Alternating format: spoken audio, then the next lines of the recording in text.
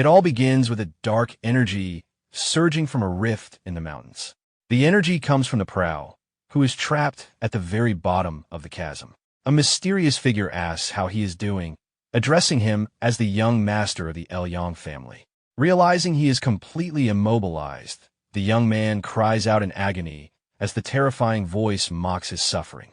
He recalls the moment a cruel tormentor took away his ability to speak with a pair of giant shears. Even though he can no longer speak, the entity claims it can hear the voice of his heart perfectly. Confused, he wonders who the mysterious voice belongs to. The prisoner falls into despair after realizing he is blind, and the voice reminds him that his sight was taken with hot iron. It continues its psychological torment, reminding him that his arms and fingers were destroyed as well. Not even his legs escaped the cruelty of those determined to break him completely. His limbs were taken one by one as he repeatedly lost consciousness from the unbearable pain. Little by little, he begins to remember what led him to such a miserable fate. The entity tells him he was too consumed by torture to notice how much time had passed. The young man asks what happened to his family, and the voice only laughs at his concern. To his horror, it reveals that his entire family has been destroyed. The entity orders him to remember everything he lost along the way. A memory from the past reveals his family's mansion engulfed in flames before being reduced to rubble. The voice describes the devastating price of losing the people one loves most. The prisoner then sees a man brutally beating someone lying helpless on the ground. His older sister is beaten to death by her own husband, who sacrifices her to avoid trouble after the family's downfall.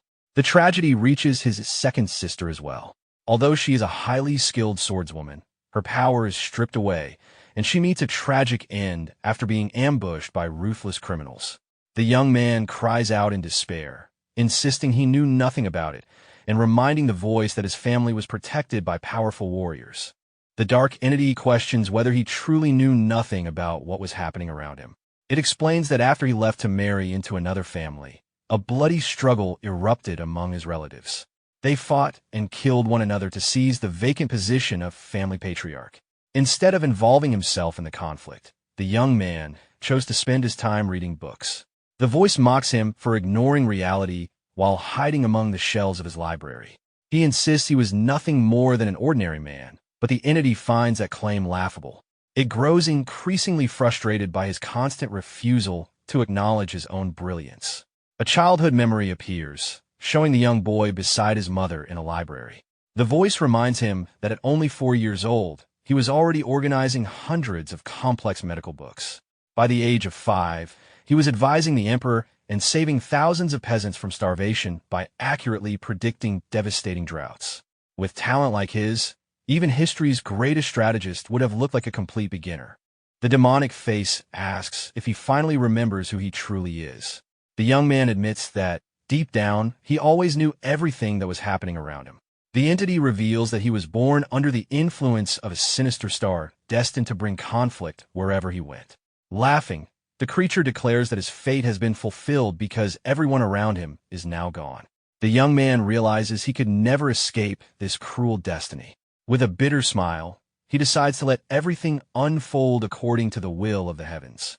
He believes the wicked will eventually face judgment through the law of retribution established by the sky. A dark claw reaches toward him as the creature calls his beliefs foolish. It grabs him by the neck and asks why the heavens would ever care about someone as weak as him. The monster then decides to show him an ancient tale about the consequences of human actions. The story shifts to a distant past where mystical creatures soar above the mountains. In that forgotten era, many people sought enlightenment and believed in divine justice. Yet despite their faith, cruel men continued committing endless atrocities. Those who did evil lived in luxury and wealth before dying peacefully in their beds, while the kind-hearted endured relentless exploitation and met miserable ends. The monster explains that, in the end, both the righteous and the wicked become nothing but dust. Because of that, it questions how anyone can still believe in justice or the idea of reaping what they sow. The entity claims that behind the illusion of goodness, nothing in the world is truly real. It declares that the only force that governs existence is the relentless cruelty of nature. The young prisoner listens as the creature insists that fair and divine judgment has never truly existed.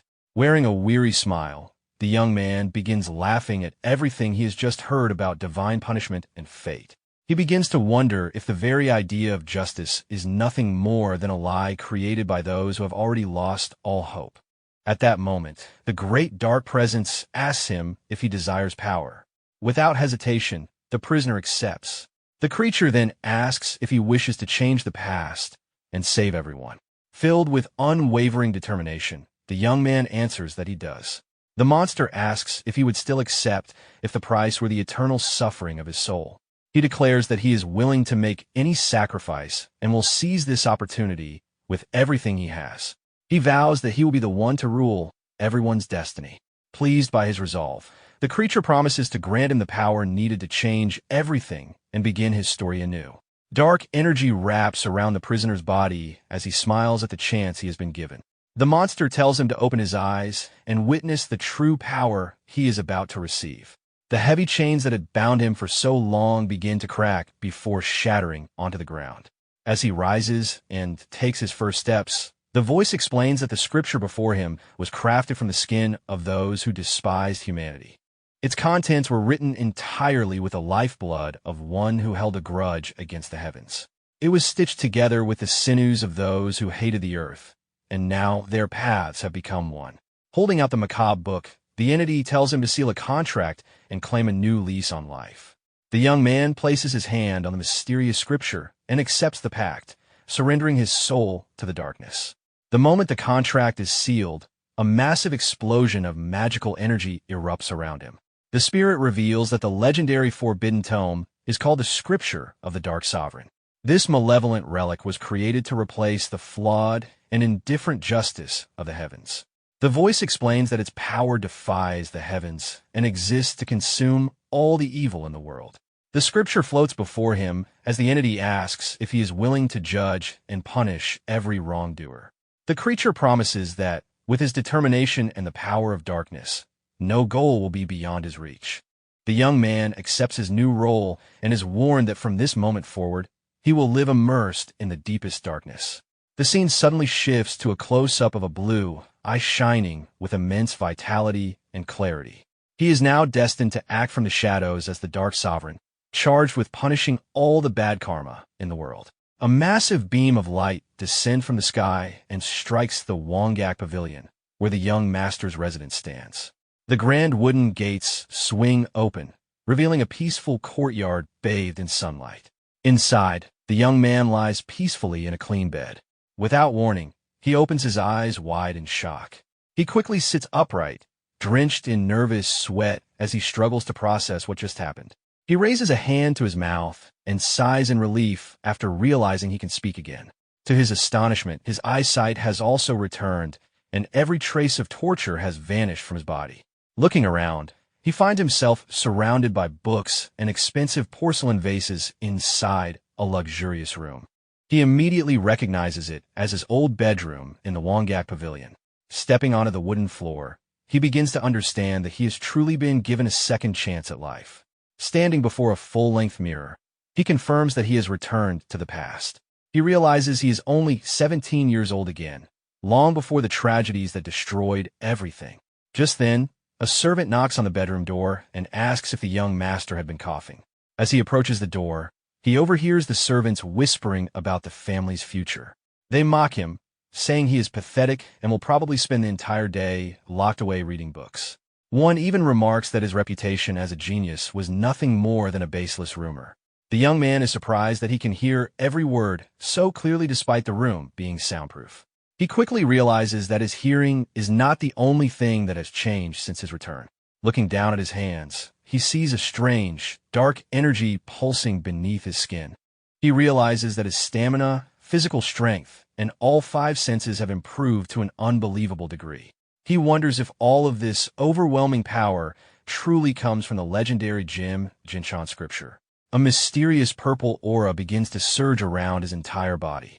Seeing his reflection, he notices that his appearance, surrounded by dark energy and overwhelming intent, makes him resemble a phantom.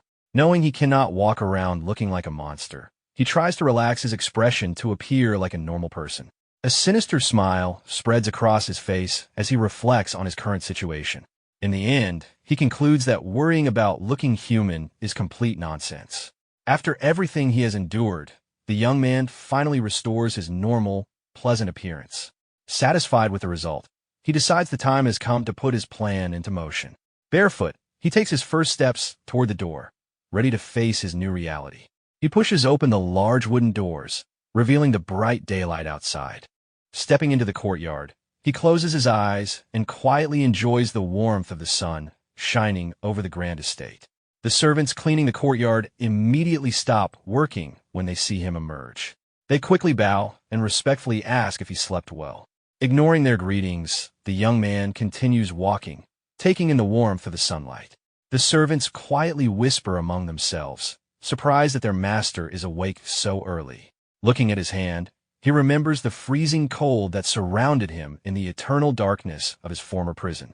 That chilling sensation completely disappears as he feels the comforting warmth of the sun. Satisfied, the young master calls one of the nearby servants and firmly orders him to gather everyone who serves under his residence. Frightened by his commanding tone, the servant stammers before hurrying to obey. A short time later, a large crowd of servants gathers in the courtyard to hear his orders. They quietly complain about being summoned so early, criticizing him behind his back and assuming he simply wants attention because he is the heir. The young master calmly asks whether everyone has arrived.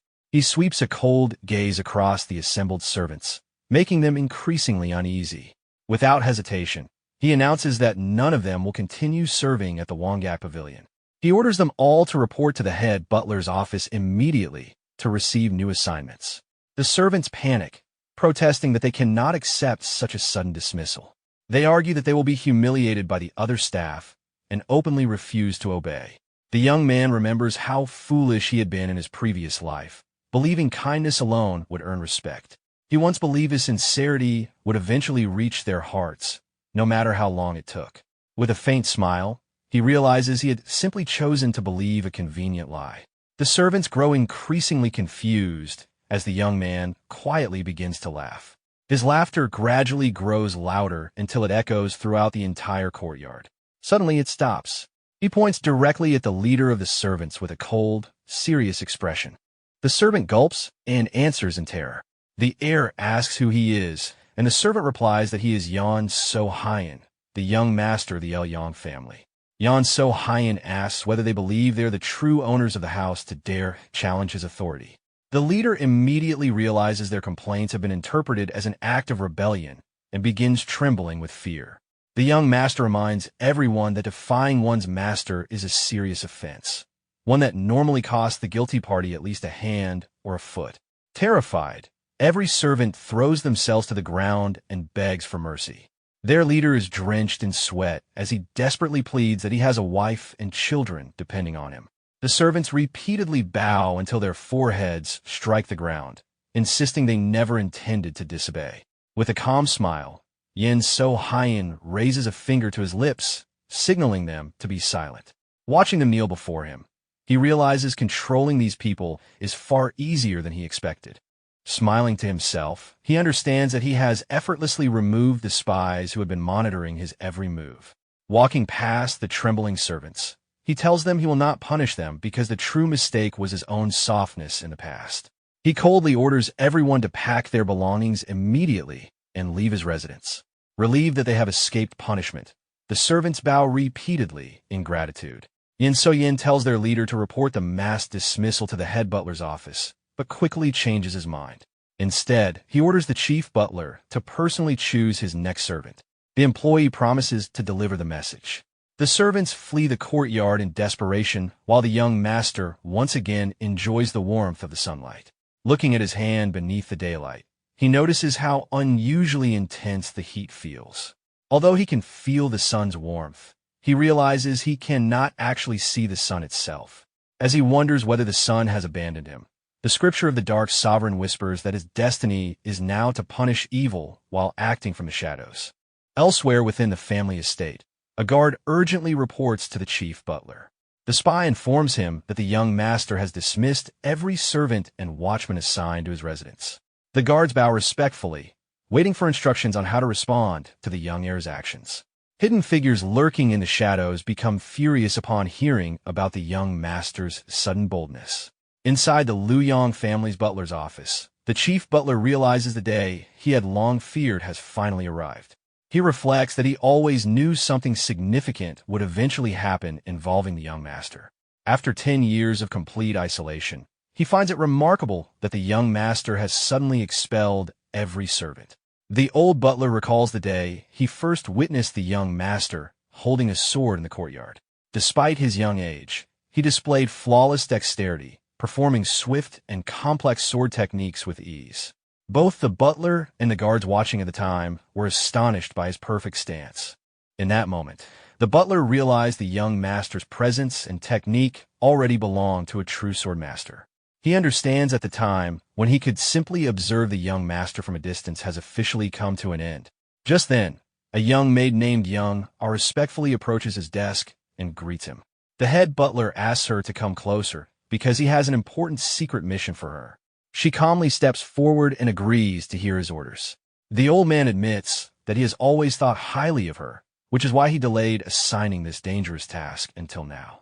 He warns that the family's line of succession is about to change and that the young master will undoubtedly become the center of everything. He asks whether she is prepared to make her choice and serve at the young master's residence. Young clenches her fists and confidently accepts the mission, promising to carry out every order. The old butler praises her unique eyes, believing they will allow her to uncover the young master's true intentions. The maid climbs the massive stone staircase leading to the imposing residence. Reaching the top, she carefully studies the enormous building known as the Pavilion of Original Enlightenment. Impressed by its overwhelming size, she remembers the old butler's advice about power. One of the guards notices her arrival, and she explains that she has been assigned as the young master's new personal maid. As her special golden eyes focus on the guards, she becomes irritated to see that they appear nearly asleep while on duty. However, she quickly realizes they are no ordinary soldiers but highly trained and experienced warriors. Introducing herself formally, she presents the official document bearing the head butler's seal to prove her assignment. One of the guards lazily yawns before instructing his companion to allow her through without any trouble. Yunga finds it strange that such skilled warriors would let her enter so easily and asks them to open the gate. The two sentries push open the massive wooden doors, allowing the new maid to enter. She walks along a quiet path, surrounded by a dense forest illuminated by soft rays of sunlight. Behind her, one of the guards smiles sarcastically, mentioning that he forgot to tell her one important detail. Hearing his voice, the young woman glances back suspiciously, sensing that something is wrong. Suddenly, a loud rumble echoes through the forest as the path itself begins shifting before her eyes. Yunga immediately stops after realizing the forest hides a danger she never expected. Examining the surrounding trees, she discovers they have been arranged into an intricate magical defensive formation. Activating her rare golden eyes, she knows she would become hopelessly lost without their power. An overwhelming pressure radiates from the magical barrier, making her feel as insignificant as an insect. Watching everything from afar, the young master is surprised to see the girl react to the barrier. He finds it intriguing that an apparently ordinary girl with no internal energy can perceive the hidden formation. A sudden chill runs down Yunga's spine as she senses someone silently approaching from behind. She quickly turns with a startled expression to see who has been watching her.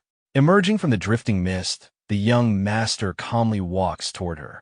Stopping directly in front of the girl, he quietly asks how she is able to perceive his presence. Wearing an enigmatic smile, he remarks that his new maid is a truly unusual girl. Young freezes in terror as she feels an immense dark energy radiating from the young master. In an instant, her consciousness is pulled into a terrifying illusion of endless darkness.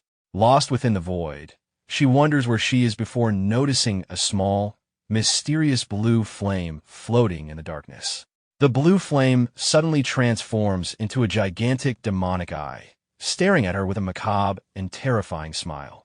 The young woman snaps out of her trance in panic, only to realize she is sinking into a pool of dark, mysterious water. Countless black hands emerge from beneath the surface, reaching for her and dragging her deeper into the abyss. Younga lets out a desperate scream as the malevolent hands mercilessly pull her into the darkness.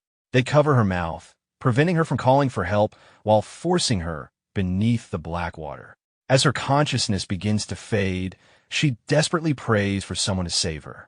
Stretching out her trembling hand toward the surface, she silently begs for help. At the very last moment, a strong hand grasps her fingers and pulls her free from the horrifying illusion. Yin So-yin catches the unconscious maid in his arms, rescuing her from the forest's dangerous magical formation. Observing her carefully, he remarks to himself that the chief butler has sent him a rather interesting girl. Some time later, young A awakens in a comfortable bed inside a bright, well-lit room. She quickly sits up, still dazed, wondering where she is. Looking around, she notices that although the room is simple, it is decorated with remarkable elegance. As she gets out of bed, she accidentally bumps into a neatly stacked pile of books on the floor. Picking up one of the open volumes, she is surprised to find detailed illustrations of medicinal herbs and human anatomy. Curious, she gently runs her fingers across the pages, trying to understand what kind of knowledge they contain. Her golden eyes begin to glow as she carefully reads the contents. She discovers that the book contains advanced medical knowledge along with various breathing techniques and martial arts cultivation methods. Looking around at the shelves, she wonders if every book in the room contains secrets of similar value. Younga is astonished to realize that books worthy of being stored inside the imperial palace are kept within this residence. As she reflects on her discovery, she hears someone approaching. Focusing her golden eyes toward the door, she waits to see who has arrived. Sliding the wooden door open, she is greeted by a gentle breeze carrying flower petals through the air. She sighs in admiration as a breathtaking view of the palace's inner garden unfolds before her. A peaceful river flows beneath elegant stone bridges, surrounded by vibrant greenery. She is amazed that although winter still blankets the outside world, the garden feels like the warmth of spring. Yin-so appears in the courtyard and asks whether she slept well, inviting her to come down whenever she is ready. Captivated by both his kindness and handsome appearance, she shyly answers yes, her face turning bright red. Later, the young master calls her over and asks whether her name is truly Young A. She politely confirms, and he jokingly remarks that she was surprisingly heavy earlier. Embarrassed, Younga suddenly remembers collapsing in the middle of the forest. The young man asks whether she really does not remember falling into his arms. Flustered, she quickly denies remembering anything. He explains that he found her unconscious during his walk and warns that if he had arrived any later, she would have been in serious danger. Filled with gratitude, the young woman bows deeply and swears to serve him with absolute loyalty, even offering her life if necessary. He immediately cuts her off, saying he never accepted such an offer. He then questions why the chief butler's written order should matter to him. Yin So-yin casually throws the official letter onto the wooden floor and coldly orders her to take it back. Younga is completely stunned by the young master's intimidating reaction. Desperate, she immediately kneels and begs for forgiveness, asking him to punish her with the harshest penalty for her insolence. The young master finds her response amusing, commenting that he had just saved her life, yet now she is asking to be punished. She promises that she is willing to do absolutely anything for him. As he gazes into her golden eyes, the young man recognizes her from his previous life. He reflects on how strange fate is for bringing them together once again. Although they were never close in the past, he knows she will become an essential part of his future plans under the title of the Golden-Eyed Witch. Yin So-yin suddenly changes the subject and asks whether she knows how to cook. Stepping closer, he repeats the question, making it clear that he wants to know whether she is skilled in the kitchen. A short time later, flames burn brightly inside the kitchen hearth of the grand residence. Younga stands quietly before the fire, regretting that she caused trouble by collapsing in the forest. She cannot shake the feeling that the terrifying presence she encountered there was real. Letting out a weary sigh, she wonders whether everything she experienced was nothing more than a nightmare. Patting her cheeks to regain her focus, she begins preparing the young master's meal. As she chops the ingredients, she finds herself impressed by how calm and composed the young master remains despite everyone calling him weak. Yin So Hyan suddenly appears behind Younga, curiously asking if dinner will be meatballs. Startled, she quickly turns around, and he jokingly remarks that the menu is the most important thing right now. Embarrassed, she agrees, and he tells her that he is very hungry. Asking her not to take too long, he leaves her to continue cooking. Determined to impress her new master, Younga returns to preparing the meal with great care. Before long, she serves a table filled with delicious dishes, earning praise from the young master. He invites her to sit and eat with him, but she shyly declines, saying she would rather eat later. His expression immediately turns serious as he firmly orders her to sit down. He coldly warns that he dislikes repeating himself, and she quickly obeys, taking a seat out of fear. To her surprise, the young master picks up a piece of food with his chopsticks and offers it directly to her. Younga is left speechless by his unexpected kindness. He insists that she eat, but she feels uncomfortable accepting food before her own master. Meeting her eyes with a calm but unwavering gaze, he orders her once again to simply eat. Blushing, the young woman finally accepts the food and quietly tastes it. The heir asks if it is good, and she shyly nods, making the atmosphere noticeably more relaxed. Pleased by her reaction, the young master begins enjoying the feast himself. He compliments her cooking, praising the perfectly balanced seasoning and her impressive culinary skills. The young master quickly finishes everything in front of him and holds out his empty bowl, asking for another serving. Smiling with satisfaction, he praises the seasoning again before requesting even more food. As the night goes on, he continues asking for bowl after bowl without slowing down. Eventually, Younga apologizes, explaining that all the food has been completely eaten. Accepting that there is nothing left, the young master decides to stop. The maid offers him some tea to aid digestion, but he politely refuses, saying he would rather drink wine while sitting beneath the full moon on the roof. He finds it strange that he is still so hungry and begins blaming the power of the dark scripture. He wonders whether the price of obtaining such overwhelming power, capable of bending time itself, is an endless, insatiable hunger. Without warning, several dark hands emerge from the shadows and cover the young man's face. A sinister voice whispers that it is not that simple. A demonic expression spreads across his face as the shadows continue whispering into his ear. Under the bright moonlight, Yin So Hyan becomes completely engulfed in thick black smoke. His eyes turn entirely black as the darkness seizes control. The evil spirit whispers beside him, warning that the time to act has finally arrived. It commands him to begin the feast. The young master launches himself high into the air with tremendous force before racing through the night at incredible speed, eager to begin his macabre feast of power. The scene shifts to a crowded and lively tavern in the center of Luoyang City. The tavern owner informs an important customer that every table is occupied, but the man insists that one table is still empty. The employee desperately tries to stop him from entering, but the customer ignores him and walks inside. Dressed in blue, the man enters the tavern in irritation, only to freeze the moment he looks toward the empty table. His expression instantly turns to pure terror. He sees sharp teeth tearing into raw meat while blood-covered hands ravenously devour the food. Yin So Hyan is eating raw meat with his bare hands. Wearing a completely deranged and terrifying expression, the young man repeatedly mutters that it is still not enough to satisfy his endless hunger for power. The customer watches the grotesque scene in cold sweat, completely paralyzed by fear. His legs shake uncontrollably as he stammers that the young master looks like a ravenous phantom that escaped from the underworld. Unable to bear the sight any longer, the man runs from the tavern screaming that a horrifying demon has appeared inside. Yin So ignores the panic and continues devouring the raw meat with savage intensity, consumed by the darkness. Suddenly, he rises from the table, startling everyone inside the tavern. His expression gradually returns to normal as he calmly wipes the remnants of the gruesome meal from his mouth. He slowly walks toward the tavern's exit, his enormous shadow stretching across the wall. Every customer watches in silent terror, unable to move after witnessing the horrifying scene.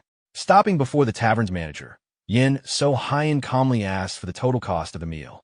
The manager trembles uncontrollably and struggles to form a complete sentence under the young master's overwhelming presence.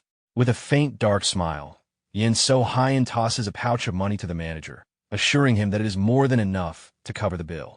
The manager and the customers nervously thank Yin So-hyun, while quietly whispering that the young man resembles a true phantom.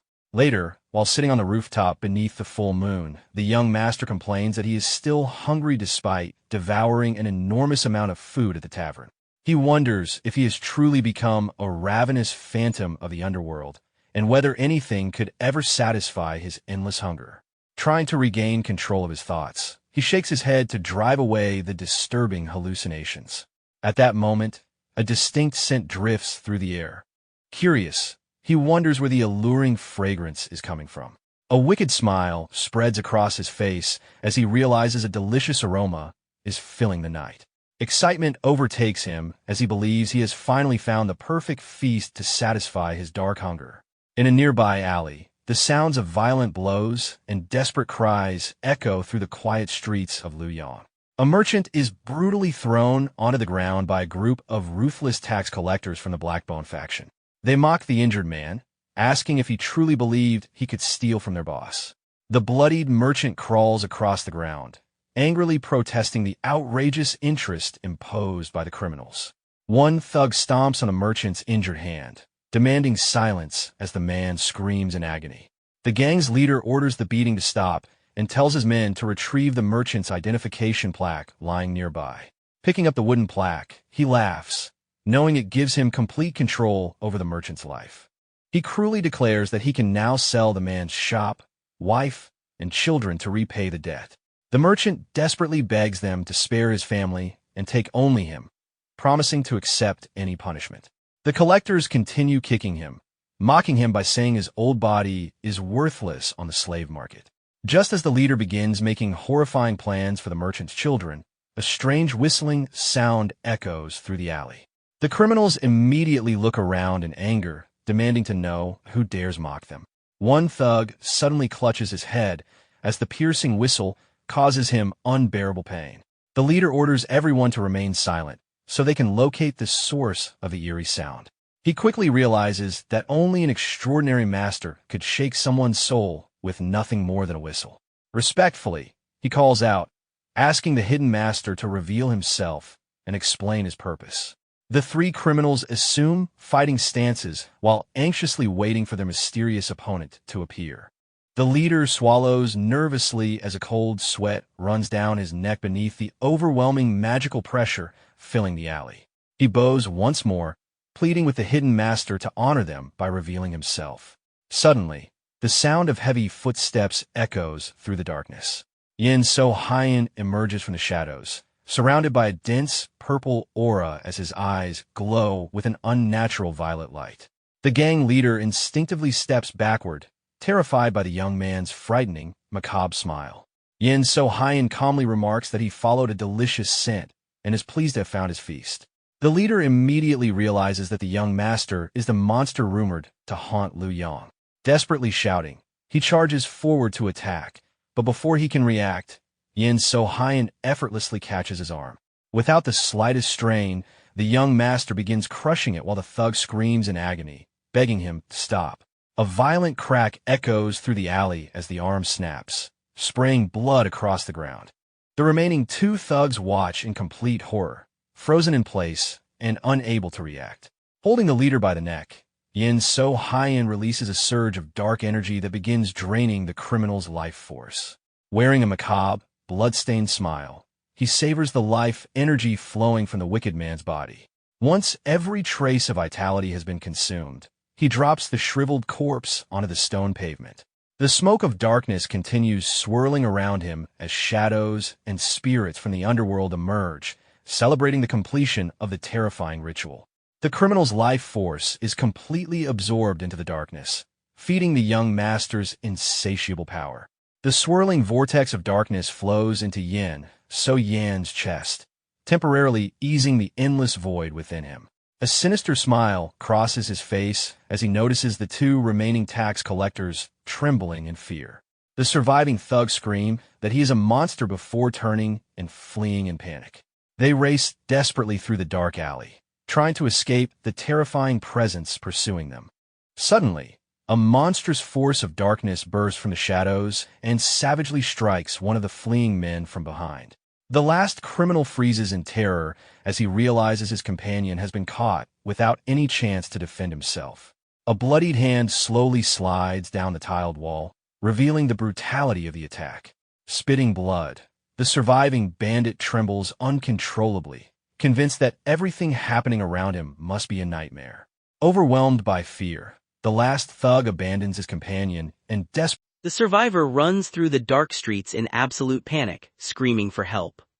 He pounds desperately on a wooden gate, begging someone to open it and save him. Terrified, he cries out, wondering why such a monstrous being chose them to suffer such punishment. Behind him, Yan So Yan suddenly appears, covered in blood and wearing a terrifying demonic smile. The young man bares his sharp teeth inches from the criminal's face as the terrified victim freezes in place.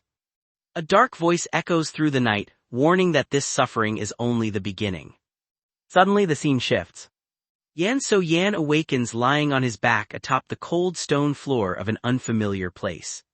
Slowly opening his eyes, he stares at the stone ceiling, unable to understand how he ended up there after leaving the inn. He sits up, holding his head as he struggles to remember what happened. A strange sound echoes from the darkness, instantly putting him on guard. Looking around, he realizes he is inside a grim cave lined with ancient stone coffins. Carefully studying the surroundings, he wonders whether he has wandered into an underground tomb. Without warning, a skeletal monster bursts from one of the coffins, its glowing eyes fixed on him as it releases a terrifying roar. Yan So Yan calmly walks among the coffins, observing that the bodies inside appear far too lifelike to be ordinary corpses. A mysterious voice praises his composure, calling him the heir to the legendary scripture of darkness.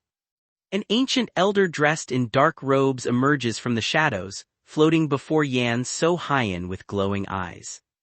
Yan So Yan looks at him with disdain and remarks that the old man's voice sounds as though mold is growing in his throat. The elder bursts into eerie laughter, clearly amused by the young man's boldness. Smiling back, Yan So Yan asks whether the elder's teeth rotted because he neglected his oral hygiene. The old man declares that the scripture of darkness has finally found the perfect vessel. Yan So Yan confidently replies that the demonic relic has simply found its true master. The elder laughs even harder, claiming he has never encountered anyone so fearless in all his years. Leaning closer with his deformed face, he asks what someone so young could possibly know about the scripture's true power. Yan So Hyan explains that the scripture is a demonic artifact capable of distorting time itself and sending its wielder back into the past.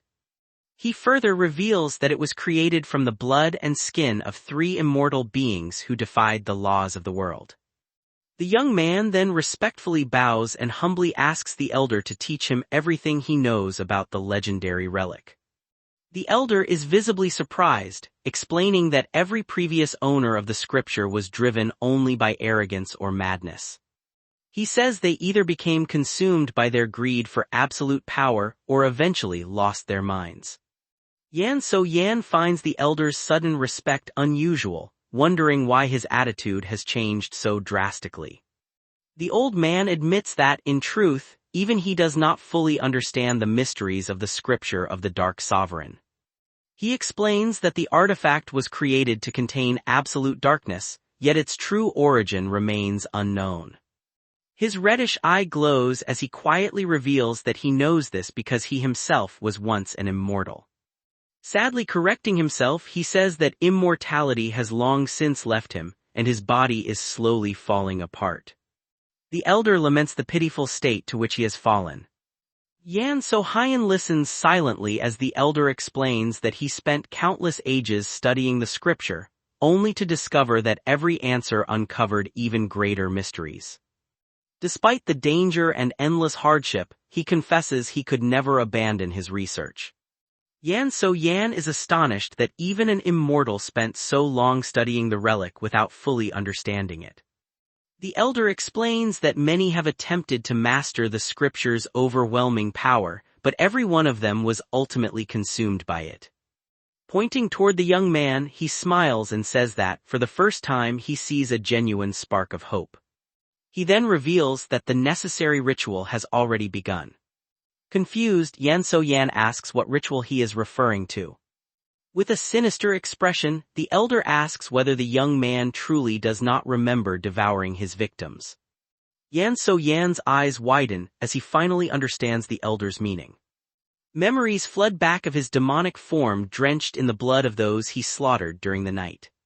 Horrified, he realizes he truly transformed into a ravenous demon under the influence of the dark energy. The elder explains that the more wicked souls he consumes, the more of the scripture's power he will awaken. Yan So-yan realizes that after absorbing the criminal's life force, he no longer feels any physical hunger. The elder finally reveals that consuming the souls of the wicked is both the first and the final price demanded by the forbidden scripture. The elder explains that the relic exists to consume all the corruption in the world, replacing a heaven that has grown weak and indifferent. He warns that this consumption is not literal, as the spirits within the scripture are the ones that devour evil. Ghostly, terrifying hands emerge from the darkness, covering a wrongdoer's eyes and mouth before dragging him into the abyss. Suddenly, the cave begins to shake violently as rocks crash down from every direction. With a peaceful smile, the elder says their time within the spiritual realm is nearly over. He bids Yan So-yan farewell, assuring him they will meet again, and wishes his new heir a successful hunt. The illusion of the cave completely collapses beneath a deafening avalanche of falling stone. Daylight shines brightly over the grand pavilion where the young master's room is located. Yoonga approaches the door and politely informs him that his morning tea and snacks are ready. From inside, Yan So-yan calmly tells her to leave everything on the table, and she quietly obeys. As she enters, she notices dozens of scrolls and martial arts manuals scattered across the floor. Yoonga immediately realizes the books are priceless and that an ordinary person would be executed simply for reading them.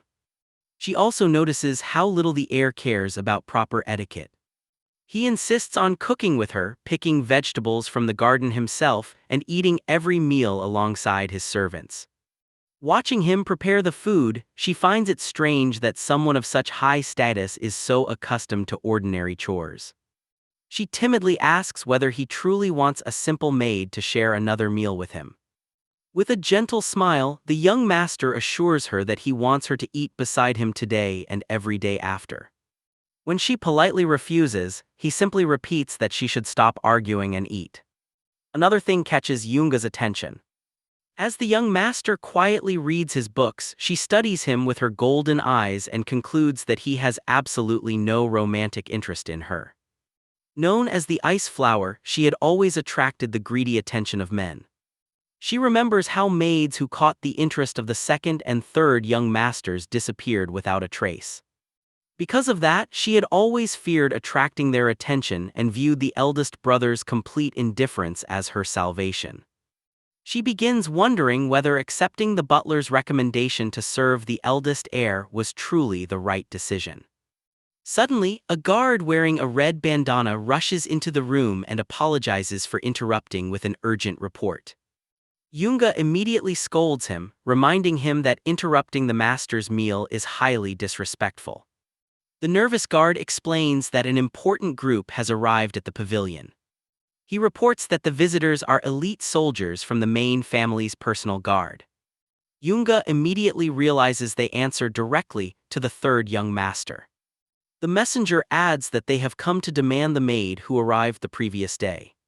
She realizes the hidden struggle between the second and third brothers over who will claim her has finally begun. Outraged, she questions how the third young master's men dare issue orders within the eldest brother's residence. The guard explains that they claim to be carrying out direct orders and that he lacks the authority to refuse them. Yan So-hyun suddenly slams his hand onto the table, drawing everyone's attention.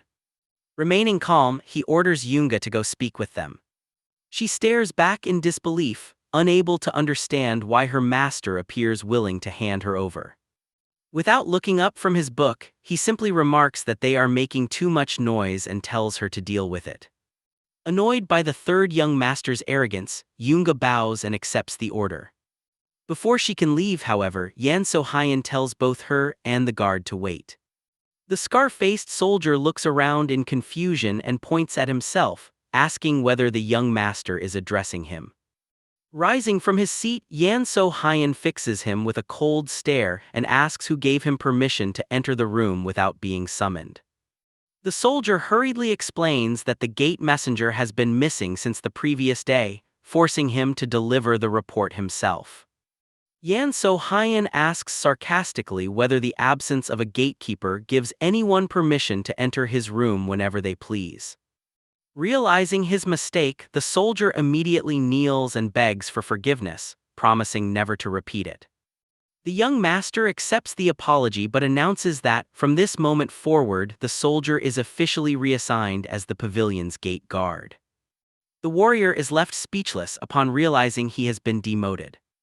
Yan So-hyun calmly informs him that he is forbidden from entering any part of the estate except the front gate. With a faint mocking smile, the young master challenges him to disobey the order if he dares.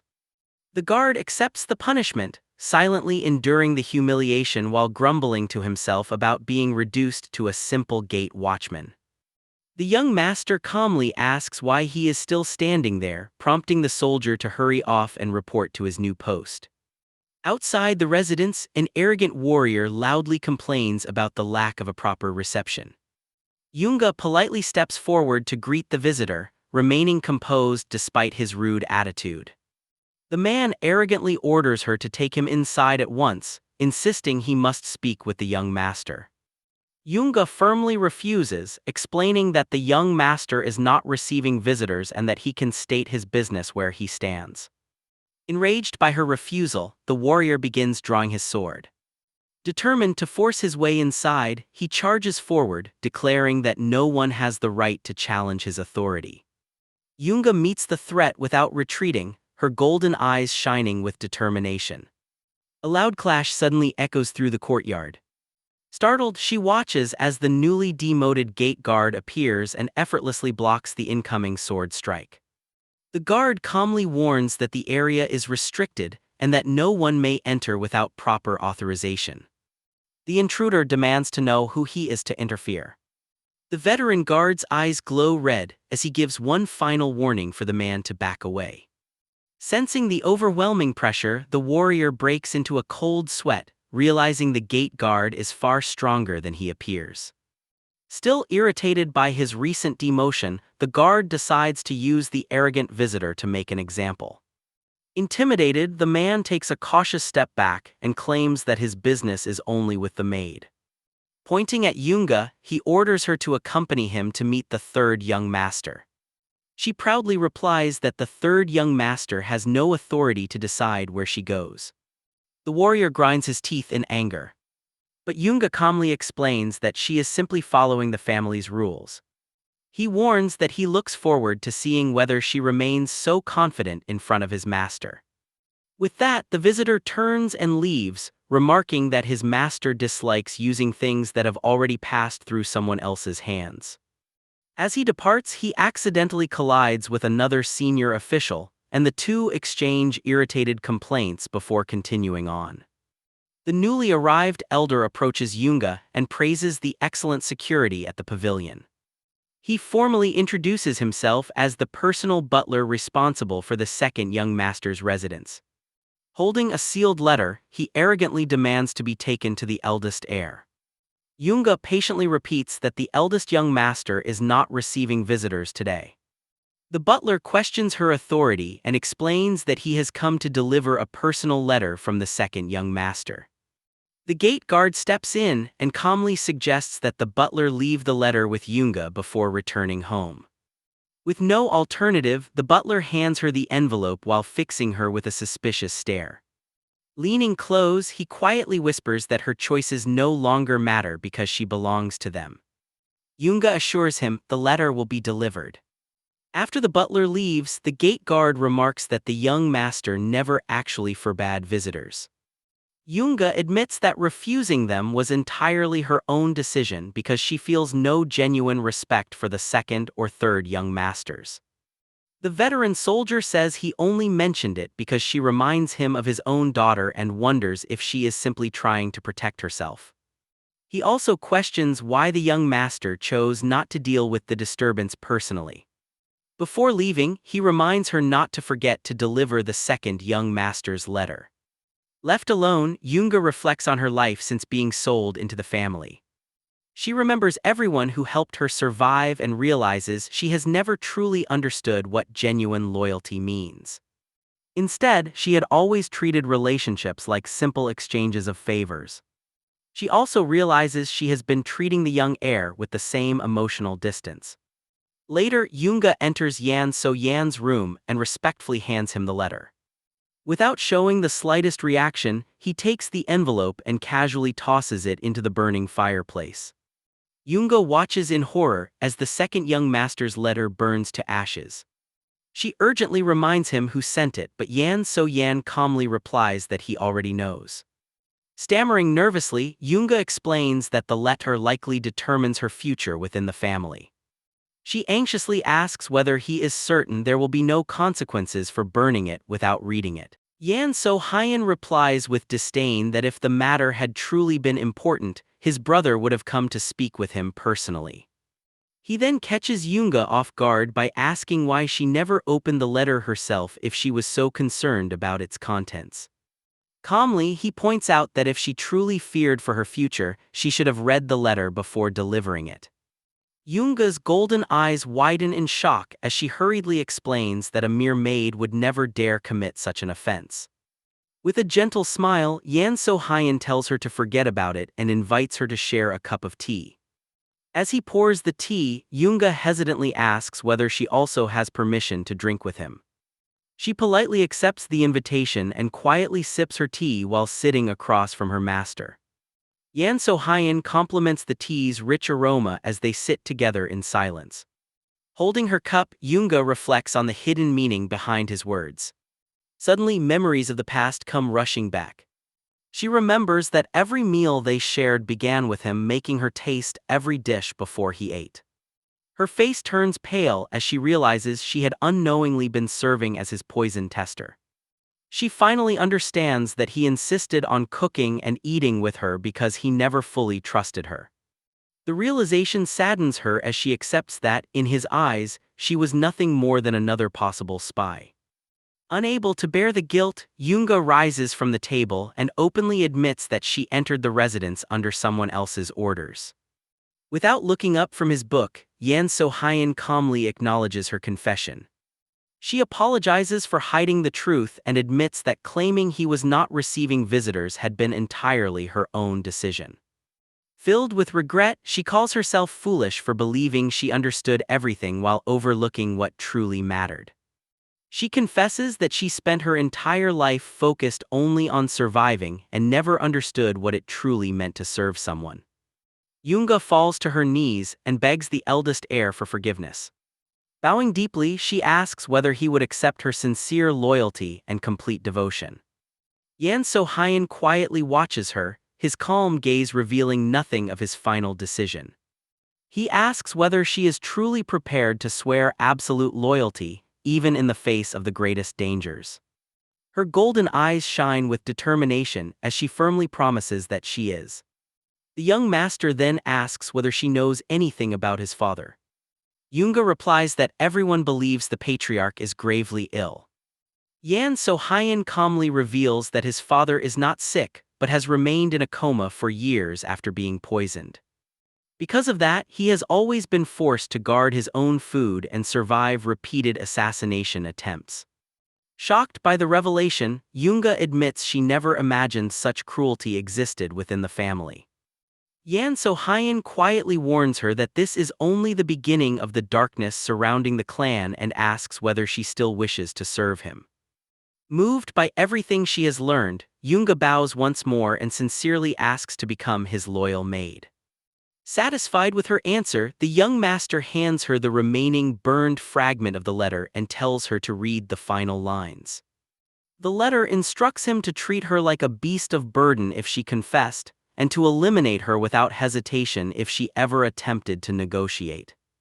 Yunga trembles as she reads the final order, which recommends killing her without leaving any trace.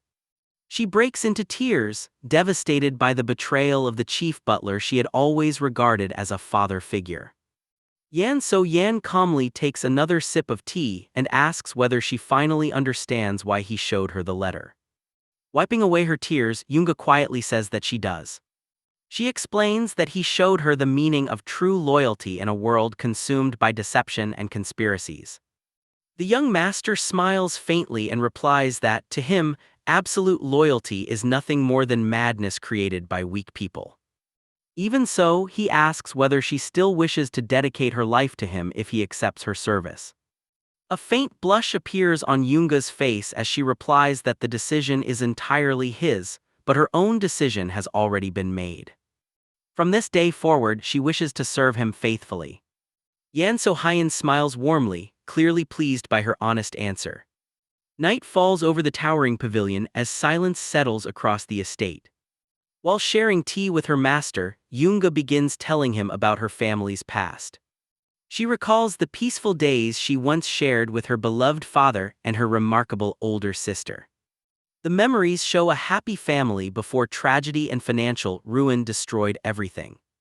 When the merchant guild encountered financial hardship, they accepted a dangerous underground loan that ultimately ruined their lives. Yunga explains that the lenders attracted desperate people with low interest rates before increasing the debt to more than 10 times the original amount. Because of the overwhelming debt, Yunga and her sister were sold as maids to satisfy the merciless collectors. The young heir asks whether her sister was truly as talented as she claimed. Yunga confidently replies that her sister has always been exceptional. She recalls her older sister, recognizable by the eye patch she wears and her calm, focused demeanor. Yunga explains that she now lives in Luoyang, where she works as a highly respected informant. Yan So-hyun finds her profession especially interesting. Yunga shares that she recently received a message from her sister, saying she had finally uncovered the person responsible for destroying their family. Her expression hardens with anger as she says she will never forget the name of the muscular, foul-looking man behind it all. The young heir asks whether the man's name is Gumjul.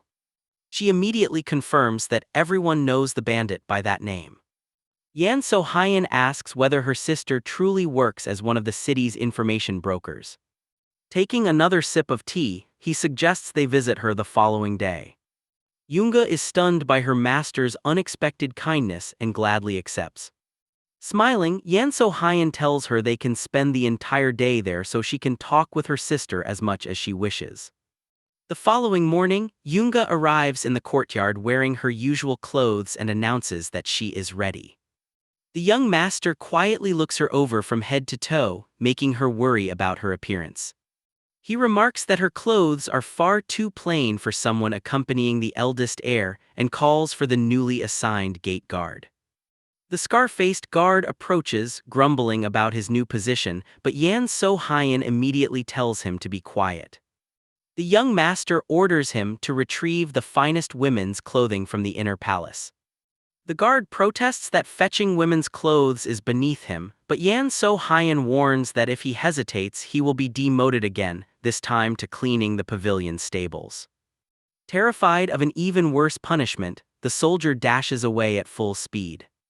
Yan So-yan watches him leap effortlessly across the rooftops, impressed by his remarkable agility. Meanwhile, the guard silently vows to endure the humiliation a little longer. A short time later he returns empty-handed, explaining that the palace staff refused to release the garments. Yan So-yan falls silent in thought. Yunga quietly suggests leaving as they are since it is already getting late. The young master suddenly reaches into his robe, remembering something important. Without warning, he smacks the guard on the forehead with a heavy golden object.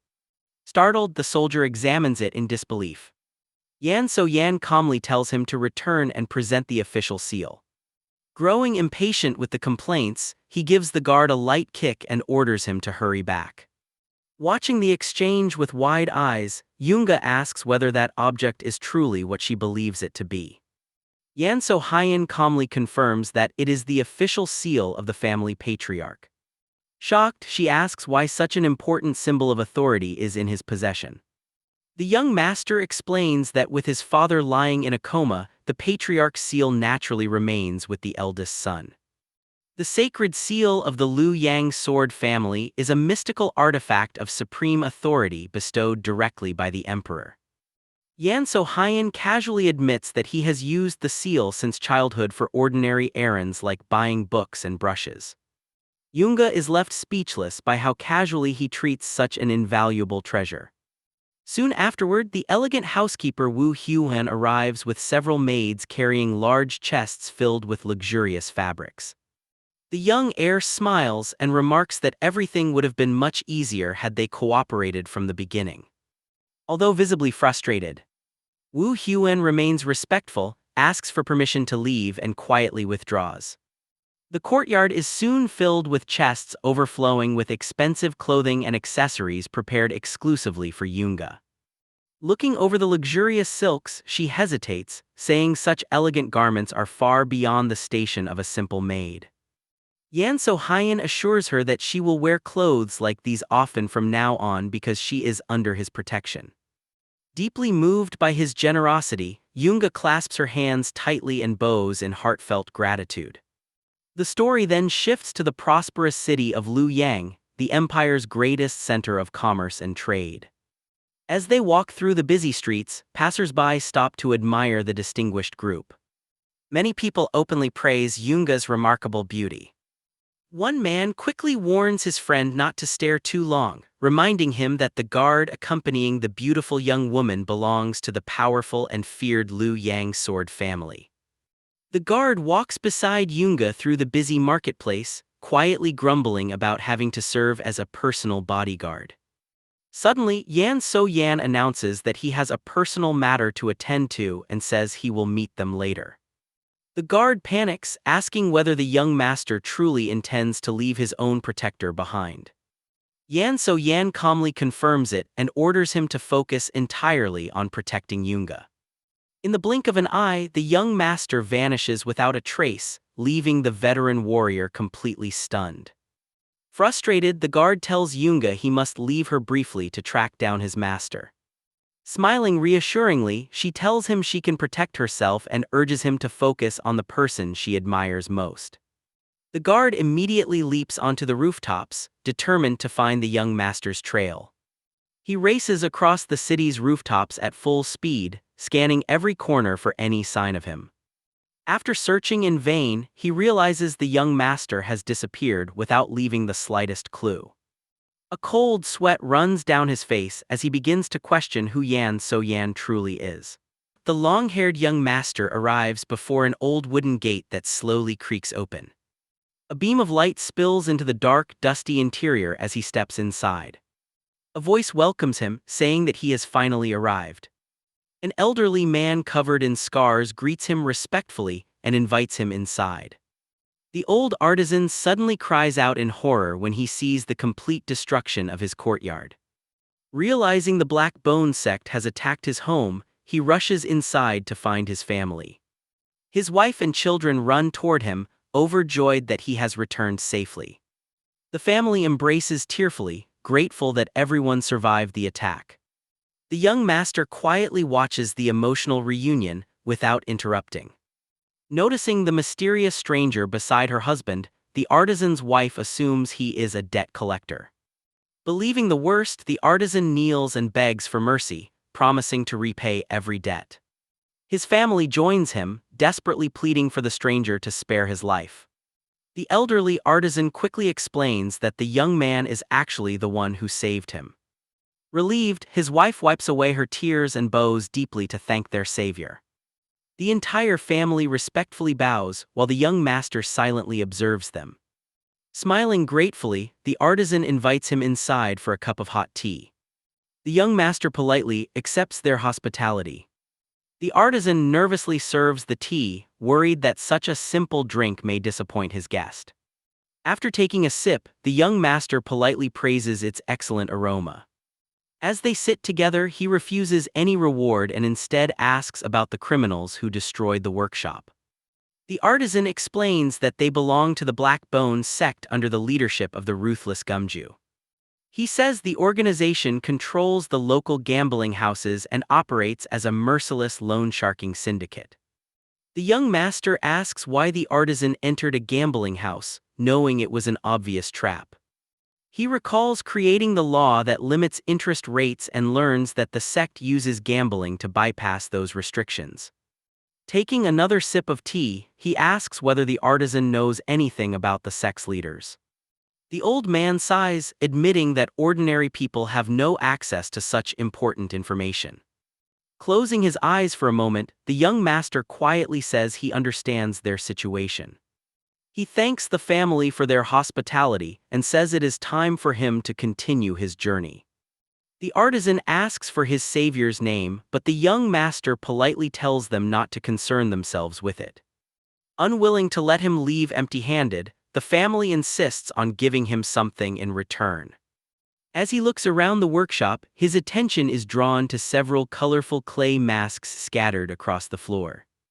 One plain white mask resting in the corner catches his eye with its mysterious presence.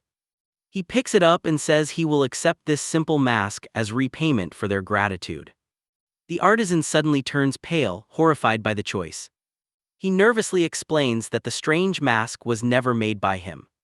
According to the artisan, it is unfinished and lacks even the openings needed to see or breathe through it.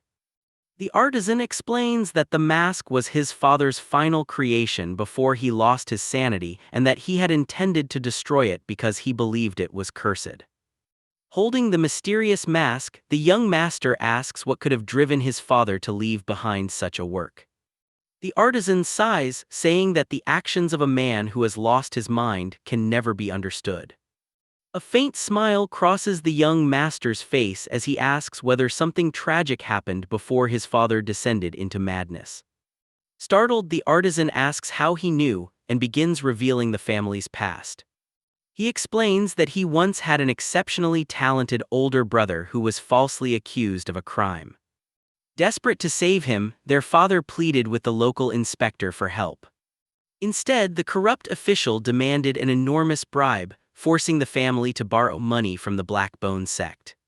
Even after paying the full amount, the only thing returned to them was his brother's lifeless body. As the family mourned, they learned that the corrupt inspector had personally carried out the execution. The artisan bitterly explains that the entire tragedy began because of a twisted wager among government officials over who possessed the finest artwork. One noble entered one of his father's masterpieces into the wager. The young master quietly asks what happened afterward. The artisan explains that after losing the bet, the noble blamed his family and framed his older brother, the future heir to the workshop, as revenge against their father. When his father repeatedly protested the injustice, the inspector fabricated additional charges and ordered his guards to beat the master artisan so brutally that both of his hands were permanently destroyed. The young artisan was forced to carry his mutilated father home, crushed beneath the weight of such injustice. Consumed by grief, the old master locked himself inside his workshop. His son did not see him again until after he had passed away. After hearing the entire story, Yan So-yan calmly asks whether the artisan still has not realized the mask's true secret. The artisan immediately kneels, begging the young master to reveal the mystery he could never understand. Examining the crude white mask, Yan So-yan explains that it was never meant to be perfectly polished. He says the old artisan had completely lost his sanity and stopped eating, surviving only through overwhelming hatred. Without his hands, he carved the mask using tools gripped between his bloodied toes. The only thing keeping him alive was the burning rage born from unbearable humiliation. Using the last strength remaining in his body, the old master finished the mask and drew his final breath the instant it was completed. That was the moment the cursed artifact came into existence. It became permanently infused with the resentment of a soul that had suffered immeasurable injustice. The hatred born from the destruction of his beloved family was completely sealed within the mask. Yan realizes that this overwhelming resentment guided him to the workshop so justice could finally be delivered. Holding the cursed artifact, he releases a terrifying wave of dark energy while the family sleeps peacefully nearby. The artisan's wife rests quietly, finally freed from the burden that had haunted their family for years. The young master realizes the old artisan's soul has finally found peace. He also understands why the mask has no eye holes. The creator was fully capable of carving them, but deliberately chose not to. A sinister smile spreads across Yan's face as he places the mysterious mask over his own. He quietly remarks that the old artisan made that choice because he could no longer bear to look upon such a cruel world. Meanwhile, the story shifts to a dark alley in Luoyang. Inside a hidden room, an elderly tattoo artist finishes carving another skull onto the arm of a massive, muscular man. The old tattooist comments that the new skull represents yet another life taken. Smiling greedily, he asks whether his customer is satisfied with the latest death mark. The blindfolded giant coldly orders him to finish and leave him alone. Without warning, the room's heavy wooden wall explodes inward. Several black-clad attackers rush inside and launch a surprise assault. The giant shows no concern, smiling confidently as he says he has been expecting them. One swordsman charges at incredible speed with a deadly slash. Activating his internal energy, the giant's eye glows bright red as he drives a devastating punch into the attacker's face, sending him flying. Another assassin drops from the ceiling with a blade aimed at his back. The brute reacts instantly, slamming his fist into the wooden floor with overwhelming force. The impact shatters the floor and launches the attacker into the air. With swift, powerful movements, the giant continues swinging his massive body, crushing the remaining enemies with brutal precision. Rapid footsteps echo through the ruined room as the surviving attackers desperately search for an escape. The giant stands firmly in the center of the hall when another enemy launches a surprise attack from above. Without effort, he blocks the strike and delivers an energy-infused punch that instantly defeats the attacker. The room is soon covered with debris and fallen bodies. Laughing loudly, the brute steps over the defeated enemy, mocking him and declaring that this is the difference between a warrior and a worm. Still laughing, he tells the stunned tattoo artist to prepare 4 more skull marks for his arm. At that moment, his older brother arrives carrying a large piece of wood over his shoulder and comments that he has made another tremendous mess. The younger brother replies that he simply had a little fun. The older brother then mentions hearing a strange rumor spreading through the city. The red-eyed giant immediately asks what news has captured his attention. His brother explains that the merchant whose shop had been confiscated has somehow reopened his business. The younger brother is shocked, believing the entire family had already been wiped out. He also hears that a mysterious scholar was seen there. The giant falls silent, wondering who would be bold enough to challenge the Blackbone sect. Angered, the older brother demands to know who would dare reopen a shop confiscated by Master Gumel. Determined to uncover the truth, the two brothers head through the city together. They soon arrive at the restored workshop and find the young master calmly seated at a table inside. Smirking arrogantly, they remark that the young man looks far too young to pose any real threat. Completely ignoring their presence, he continues carving a small wooden Buddha statue. The brothers stride inside, determined to question him personally. The younger one coldly demands to know where the artisan has gone. The young man slowly raises his head, revealing the eerie white mask without eye holes covering his face. A chill runs through the criminal as he instinctively recoils before masking his fear with insults. The older brother steps forward and orders the masked stranger to answer immediately. The young master completely ignores the threat, lightly tapping the wooden statue as if the brothers were not even there. In a calm, dark voice, he asks whether they know the true face of the Buddhist deity. The brothers stare at him in confusion before mocking the absurd question. The young master quietly remarks that discussing enlightenment with people like them is pointless. He remains perfectly calm, holding the unfinished statue behind his back. Growing impatient, the brothers decide to beat the answers out of him. The older giant confidently steps forward, saying the frail young man is not even worth a single punch. Meanwhile, the younger brother notices something strange. All the masks his men destroyed the previous day have somehow reappeared. Remembering that the workshop had been completely ransacked, he begins suspecting dark magic. Searching for an explanation, he opens the back door. Suddenly, sinister laughter echoes through the workshop. Purple-black mist pours from the darkness. Skeletal hands emerge from the shadows and seize the younger brother's legs. The older brother cries out in terror as overwhelming dark energy engulfs the room. A colossal claw of pure darkness shoots toward his throat. The monstrous hand closes around his neck, crushing it as he desperately struggles to breathe. No matter how hard he resists, the suffocating grip leaves him powerless. In the next instant, the younger brother is hurled violently into the corridor wall. Panicking, he rushes to save his brother. His confidence instantly disappears as he realizes the dark force before him is far beyond anything he has ever faced. Countless black arms burst from the shadows and pin him to the ground. He is dragged across the floor despite clawing desperately at the wood with his fingernails. Screaming in terror, he begs for help as the darkness relentlessly pulls him deeper into the room. His final cry echoes through the silent workshop before both brothers disappear completely into the abyss, bringing their brutal end. Demonic faces emerge from the purple mist, smiling as the wicked are devoured by the darkness. Grim laughter echoes through the shadows, celebrating the criminal's punishment. One of the masks glows with a sinister green light before the ghostly laughter fades.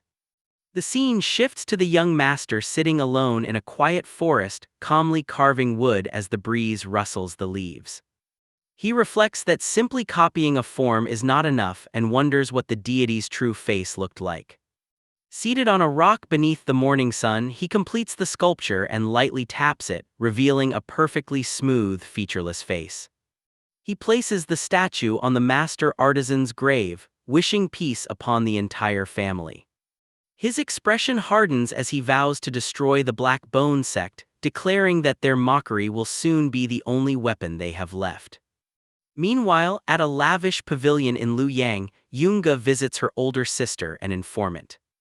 While serving tea, her sister reports that the Sword Clan has fallen into political turmoil as the successor's influence grows while the sick patriarch's authority declines. She also reveals that rumors of poisoning have resurfaced. Yunga dismisses the rumors and calmly insists they are nothing but gossip. Her sister smiles knowingly, remarking that Yunga still has not earned the young master's trust. Recognizing the provocation, Yunga warns her not to expect family secrets from her. The informant insists the clan's decline is entirely the eldest heir's fault, but Yunga firmly defends him. Surprised by her loyalty, the older sister questions when she began supporting the eldest brother. She admits she cannot understand why Yunga chose the man everyone calls the heir without a sword. Yunga's expression immediately turns cold as she orders her sister never to use that title again. Realizing she went too far, the informant apologizes and admits the eldest heir is far from ordinary. She recalls that his rivals have spent the last 10 years gathering powerful forces and wonders how he can possibly oppose them. Yunga quietly replies that the answer will reveal itself in time. Suddenly, her golden eyes sharpen as she senses danger approaching. Heavy footsteps thunder through the palace. The large doors explode inward as several powerful assassins from the Black Bone sect storm inside, ordering their men to capture the agency's leader. Both sisters freeze, knowing that attacking a neutral intelligence organization in broad daylight is practically suicidal. The leader casually praises Yunga's beauty before ordering her to come peacefully. He reaches toward the informant with a clawed hand, leaving Yunga desperate to protect her sister. Elsewhere, the story shifts to the crowded streets of Luoyang. The scar-faced bodyguard finally catches up to Yan So-hyun after searching frantically through the city. The young master calmly asks why he is making such a commotion. Out of breath, the guard apologizes and explains that he has been worried about Yunga while Yan So-hyun continues eating his meat skewer without concern. Yan So-hyun smiles faintly and asks whether Yunga is truly in any danger. The guard is confused by his calm confidence, unaware that the young master has already anticipated everything happening at the pavilion. Back at the agency, Yunga grabs her sister's metal pipe and calmly says she is borrowing it. She spins it with practiced precision and strikes the nearest assassin across the neck, knocking him unconscious in a single blow. The remaining thugs hesitate, shocked by the maid's unexpected skill. Holding the pipe like a staff, Yunga calmly faces the 5 remaining enemies. Their leader mocks her, claiming that someone without martial arts training stands no chance.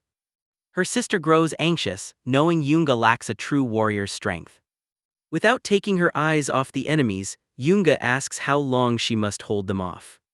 Her sister replies that the palace's hidden defenses will activate in 15 minutes. The assassins charge together. As a heavy punch flies toward her face, Yunga's golden eyes glow, allowing her to read every movement. She effortlessly slips past the strike and counters with a precise blow beneath the attacker's chin. Another thug realizes she is no ordinary maid and orders everyone to attack without restraint. Yunga continues weaving through every assault, landing clean strikes that send one opponent after another crashing to the floor. Her sister watches in disbelief, amazed that Yunga can defeat elite fighters simply by reproducing techniques she has only observed. Enraged, the leader draws his sword and lunges forward. Ignoring her sister's desperate warning, Yunga calmly avoids the blade, strikes him across the face, then follows with a rapid series of attacks that finally knock him unconscious. The last enemy falls, ending the battle. Breathing heavily, Yunga admits she never learned martial arts and merely copied what she had seen. Her sister realizes Yunga's extraordinary eyes allow her to perceive techniques with unbelievable precision, though she still lacks the strength to kill an opponent. The office falls silent as the defeated assassins lie scattered across the floor. Heavy footsteps suddenly echo from the entrance. Yunga immediately recognizes the voice and stiffens in fear. Gungju enters with several elite subordinates, mocking the embarrassing defeat of her own men. Dressed in elegant red robes, she sarcastically remarks that the palace offers a poor welcome before ordering her incompetent subordinates to leave. The informant demands an explanation and warns that such actions will have consequences. Ignoring the warning, Gungju casually complains that no one even offered her a cup of tea. The informant calls her delusional, but Gungju smiles and mocks her for falling behind. Laughing, she remarks that if she had truly come with hostile intentions, her rival would already be dead. At that instant, one of her assassins launches an almost invisible strike toward the agency's leader. The informant is caught off guard as a nearly invisible strike grazes her cheek, leaving a thin trail of blood. Gungju praises her composure, remarking that she never even blinked and says she wishes her own men had such courage. As she strolls through the room, she mentions that her tax collectors have recently suffered repeated ambushes. The informant calmly replies that such losses are the natural price of aggressive expansion. Gungju claims she suspects the informant is behind the attacks, but the accusation is dismissed as nothing more than baseless speculation. Smiling confidently, Gungju asks whether it seems strange that she found the agency with all of its defenses disabled. She reveals that she now possesses a far more reliable source of intelligence. When asked who that source is, Gungju simply says it is no ordinary organization. She then produces a golden crest, declaring it the symbol of the most influential force in the realm. Yunga immediately recognizes the crest of the Sword Dynasty and turns pale. Gungju notices her reaction and mockingly asks whether she recognizes it, while the informant demands to know who she really is. Remaining silent, Yunga fears the consequences of what the crest represents.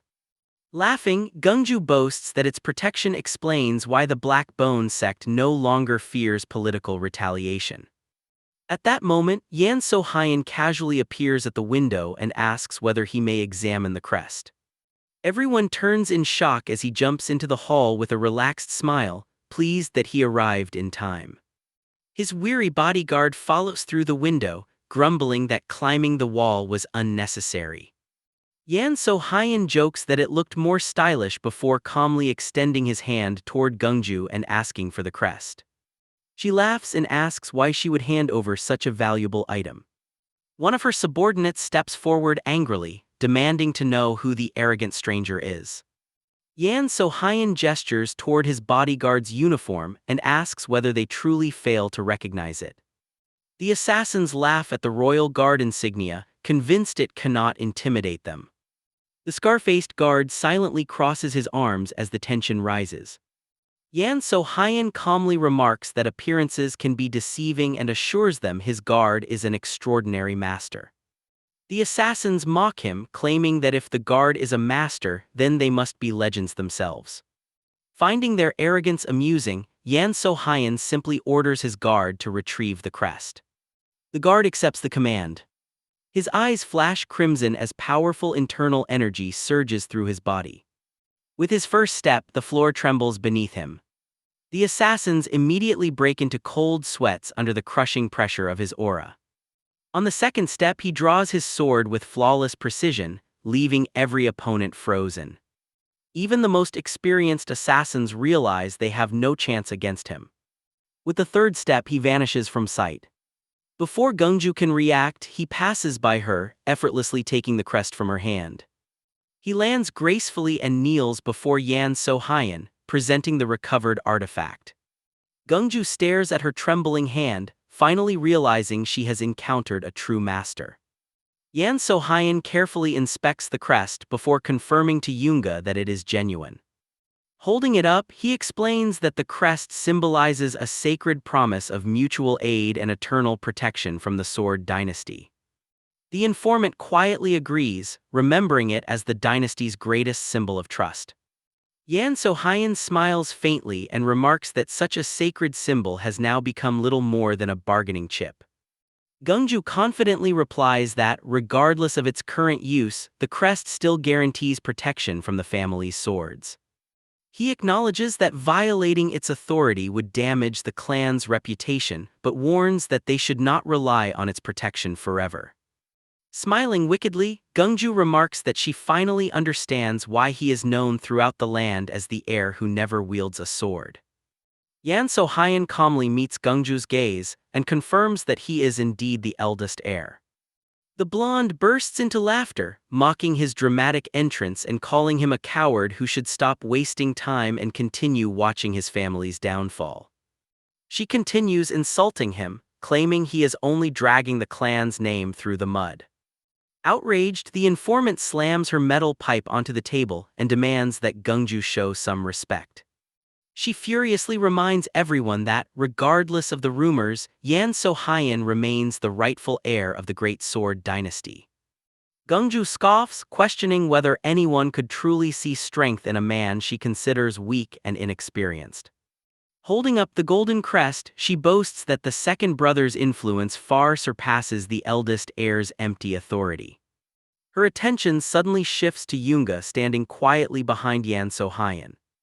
After carefully examining her, Gungju smiles and declares that she has found the fugitive maid the second brother has been searching for.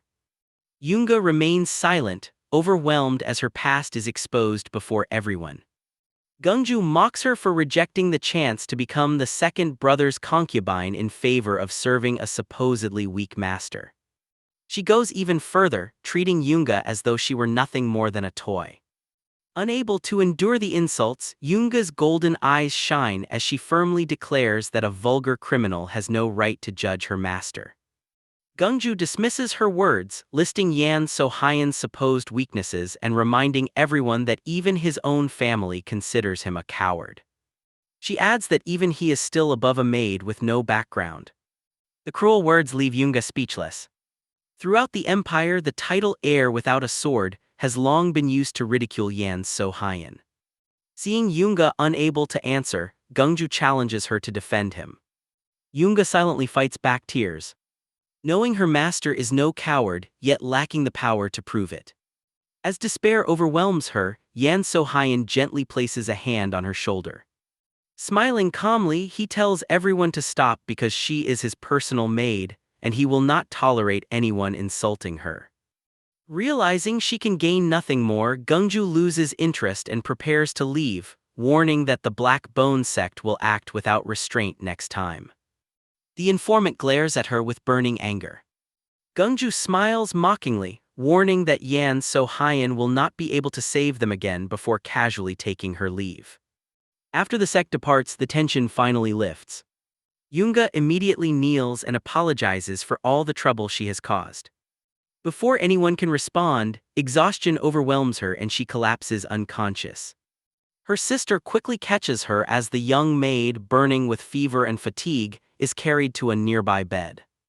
Yan So-hyun and his bodyguard remain by her side. The guard clenches his fists in frustration, furious that criminals dared insult the Sword Dynasty while the rightful heir lacked the authority to punish them. He apologizes for his own helplessness. Yan So-hyun calmly tells him there is nothing to apologize for because he fulfilled his duty perfectly. He then advises the guard to return to the family before becoming entangled in his personal affairs. The warrior refuses, insisting that protecting the young master is his only duty. Yan So-hyun quietly replies that there is no reason for him to sacrifice himself for someone who has not earned his true loyalty.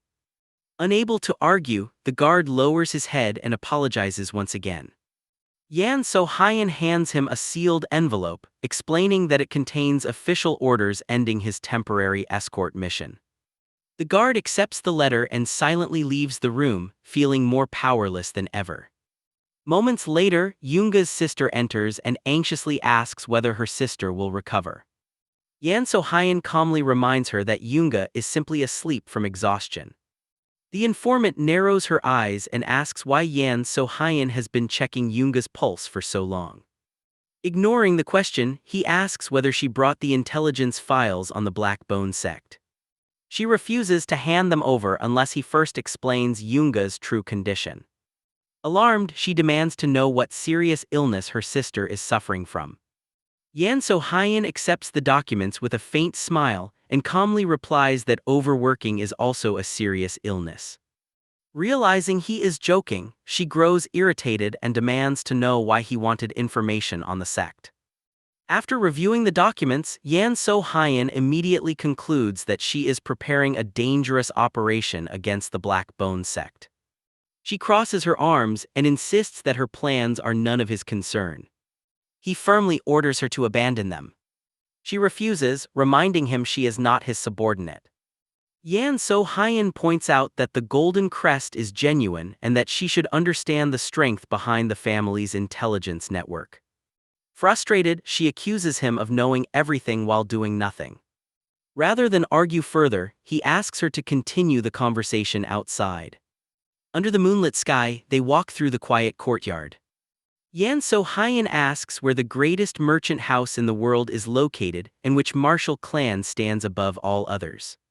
She bitterly replies that his own dynasty possesses unmatched wealth and power, yet allowed criminals to exploit innocent people. She condemns the Black Bone sect for feeding on the weak while other criminal organizations flourished. Yan So-hyun quietly reveals that the dynasty did more than ignore the problem. It has been using the sect for its own purposes. Shocked, she demands to know why he never stopped it. She accuses him of hiding behind his confinement while the sect leader's insults proved true. Calling him a coward, she declares she will continue risking her life for justice.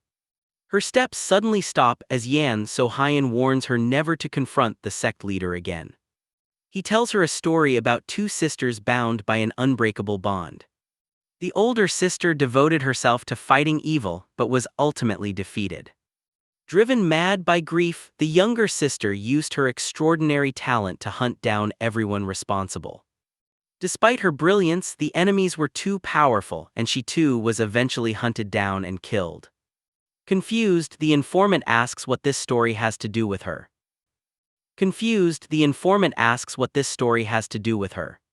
Yan So-hyun quietly explains that history never remembered their names or noble intentions. Instead, both sisters were branded as traitors and cursed by future generations. Unable to understand his meaning, she asks why he is telling her this. He asks whether she still intends to pursue justice if innocent people may die because of her actions. She firmly answers that she would never allow innocent lives to be sacrificed. Yan So-hyun replies that changing history always demands blood, yet truly righteous people cannot accept innocent suffering. Silence falls as he slowly raises the mysterious white clay mask and places it over his face. The informant instinctively steps backward. A dense purple aura erupts from his body as dark mist spreads across the courtyard. Walking slowly through the darkness, Yan So-hyun reflects that his birth has never allowed him to live freely. He once believed abandoning his ambitions would let him drift through life like the wind, but he ultimately failed to escape his fate. Even so, he declares that the future of the two sisters has not yet been decided. The informant stands frozen beneath the overwhelming spiritual pressure radiating from him. A gigantic shadowy figure rises behind the masked heir as he warns that he will watch whether their paths cross again. In a ghostly voice, he declares that his own path now belongs to the world of darkness and blood, and hopes they never have reason to follow it. As the aura fades, the shaken informant struggles to regain her composure and desperately asks who Yan So-hyun truly is. The story then shifts to the slums of Luoyang, where the Black Bone sect recruits its followers. Outside one of the sect's hidden bases, a bald, muscular guard quietly watches the entrance while imagining his future promotion. His thoughts are suddenly interrupted by a mysterious voice calling out to him. The guard widens his eyes as an unfamiliar voice suddenly echoes through the courtyard. A white-masked figure steps from the shadows and calmly asks whether this is the Black Bone sect's secret branch. The bald guard rises and mockingly warns the stranger to leave before he is forced to act. The masked young man simply smiles and replies that he never came to join them. Amused, the thug challenges him to withstand 2 punches, promising to recommend him to the sect if he survives. The masked man shakes his head, remarking that the guard still has no idea what is about to happen. Enraged, the thug throws a powerful punch, demanding to know why he has come. Yan So-hyun effortlessly avoids the attack. In the next instant, he appears on the man's shoulders, leaving the guard completely bewildered. Gripping his head, he coldly declares that he came for only one reason: to consume them all. Dark claws envelop his free hand as he slams the giant into the ground. Pinning him beneath shadowy claws that emerge from nowhere, Yan So-hyun asks whether they are ready for the feast. The trapped guard struggles desperately as the dark restraints tighten around him. Pointing at the criminal, Yan So-hyun calmly orders him to scream. His dark energy erupts in swift, violent waves that tear through the air. The guard lets out agonizing cries as the crushing force ravages his body. Laughing softly, Yan So-hyun promises to shatter every bone without mercy. A monstrous silhouette with jagged teeth rises from the darkness as though anticipating the next stage of torment. With one final burst of dark energy, Yan So-hyun hurls the broken guard into a wall. Purple flames engulf the thug as he collapses, unable to survive the forbidden technique. Yan So-hyun silently watches the fallen man before mocking his miserable fate. Dark laughter echoes through the courtyard as the unfinished clay mask slowly twists into a far more demonic visage. Moments later, hurried footsteps approach from inside the hideout. 3 sect warriors rush outside, demanding to know the identity of the masked intruder. Yan So-hyun casually greets them, his overwhelming presence silencing the courtyard. The guards angrily demand his name and question how he dared invade their branch. He calmly replies that names are unnecessary and invites them to enjoy the feast instead. Calling him insane, one of the warriors charges with a massive sword. Yan So-hyun blocks the strike effortlessly. Before the attacker can react, he grabs him by the throat and crushes him with a single devastating blow. Blood sprays across the courtyard as the lifeless body crashes to the ground before the remaining warriors. Driven by rage, the others attack together. Laughing quietly, Yan So-hyun remarks that no feast is complete without a proper dance. With a wave of his hands, a colossal explosion of dark energy erupts through the courtyard. The warriors are thrown through the air, screaming as invisible claws tear into them from every direction. Bodies are hurled across the battlefield while purple energy engulfs the entire hideout. Within moments, the courtyard falls silent beneath the full moon, littered with the corpses of the sex fighters. Standing alone amid the carnage, Yan So-hyun surveys the battlefield with disappointment. He sighs that the night's entertainment ended far too quickly and that he was only beginning to warm up. Grabbing the final survivor by the collar, he lifts the terrified man into the air. Ignoring the desperate pleas for mercy, the masked heir silently stares into his victim's terrified eyes. Before he can act, a brilliant sword tears through the darkness. With incredible reflexes, he tilts his head back, narrowly avoiding the blade. He swiftly leaps away as the sword whistles past his face. A powerful swordsman steps forward, assuming a battle stance and declaring himself Yan So-hyun's next opponent. Without hesitation, the warrior unleashes a relentless barrage of sword strikes, creating a storm of flashing blades. Yan So-hyun calmly blocks every attack with nothing but the barrier of dark energy surrounding him. After repelling the assault, he lands lightly and maintains his balance while dark mist swirls around him. Smiling beneath the white mask, he remarks that at last someone has appeared who actually knows how to wield a sword. The two warriors silently face each other across the courtyard. Sweat forms on the swordsman's brow as he raises his blade and pours all his energy into a final attack. He charges forward at astonishing speed before activating a secret technique that releases countless blue sword beams. The torrent of attacks crashes violently against Yan So-hyun's dark barrier, sending sparks flying across the courtyard.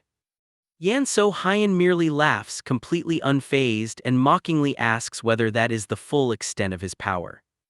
Realizing the overwhelming difference between them, the swordsman instinctively retreats. Yan So-hyun immediately forms dark claws and launches a devastating counterattack. A single upward slash of dark energy tears through the warrior's chest. The swordsman cries out before collapsing lifelessly onto the courtyard floor. Yan So-hyun quietly observes the fallen body and sighs that the battle ended far too quickly. He then descends the hidden staircase leading to the Black Bone sect's underground chambers. Passing rows of bones and skulls, he hears distant screams echoing through the darkness. Another sect warrior suddenly attacks. Without slowing down, Yan So-hyun blocks the strike with his arm coated in dark energy and effortlessly throws the attacker into a stone wall, shattering the surrounding wooden structures. Wrapped in purple mist, he continues deeper into the underground complex. He eventually reaches the central chamber and discovers dozens of corpses hanging from chains suspended from the ceiling. Studying the horrific scene, he quietly wonders what kind of place he has entered. One wounded thug crawls backward, begging the monster not to come any closer.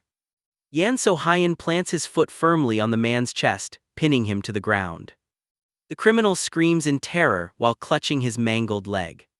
Looking around the chamber, Yan So-hyun realizes it resembles a slaughterhouse.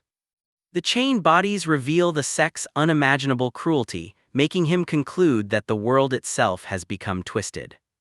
The thug calls him the real monster. Yan So-hyun coldly asks whether torturing innocent people is somehow considered normal. Grabbing the man's head, he listens as the criminal shamelessly claims that everything they do is simply business.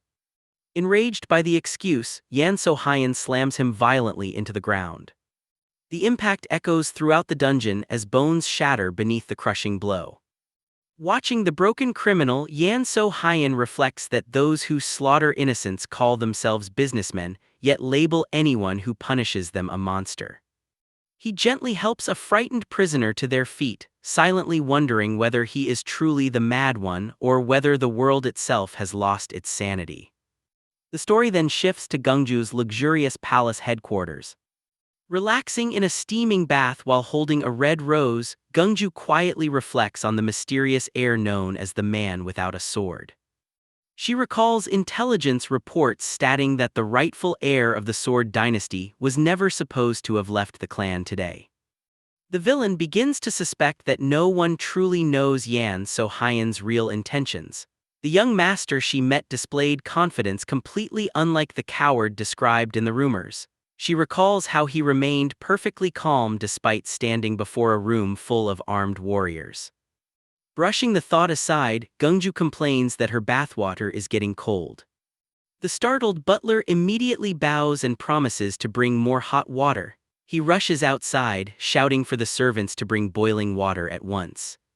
Moments later, two burly thugs drag in another crying prisoner. Gungju glances at the captive with boredom, complaining that today's offerings look too unhealthy. She grabs the prisoner by the hair while he desperately begs for mercy. Without emotion, she orders the sacrifice to begin. The executioner raises his sword and ignores the prisoner's terrified screams. A final cry echoes through the chamber before the blade falls. Blood pours into the luxurious bath as Gungju calmly scoops it into her hands, relieved that it will keep wrinkles away. She spreads the fresh blood across her face like a beauty treatment before breaking into hysterical laughter. Suddenly, a messenger rushes in to report that one of the sex factories has been destroyed.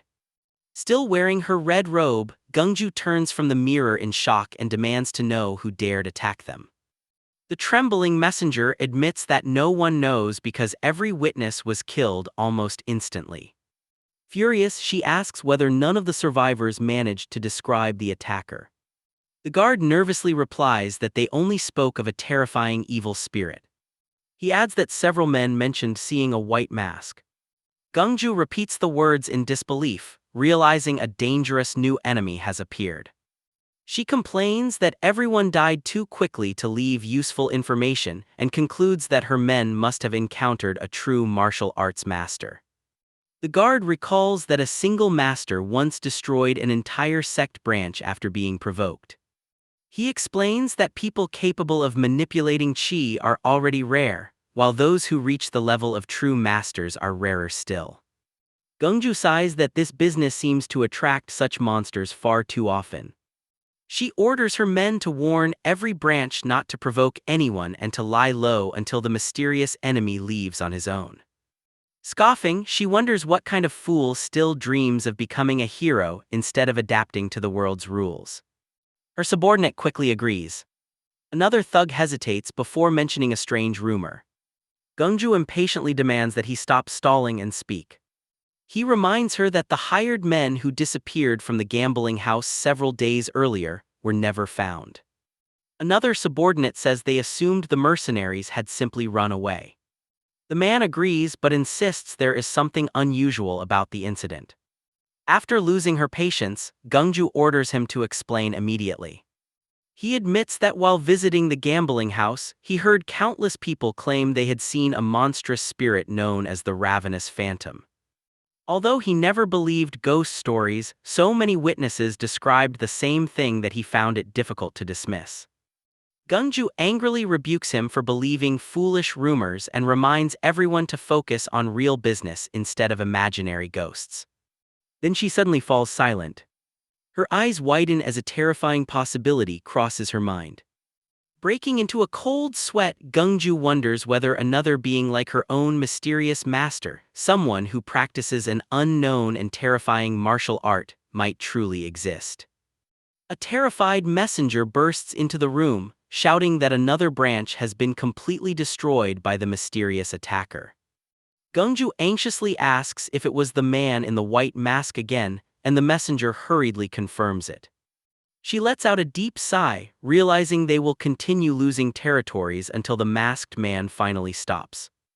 Judging by the speed at which heavily guarded branches are falling, she concludes the attacker can only be an elite master, and her subordinate immediately agrees.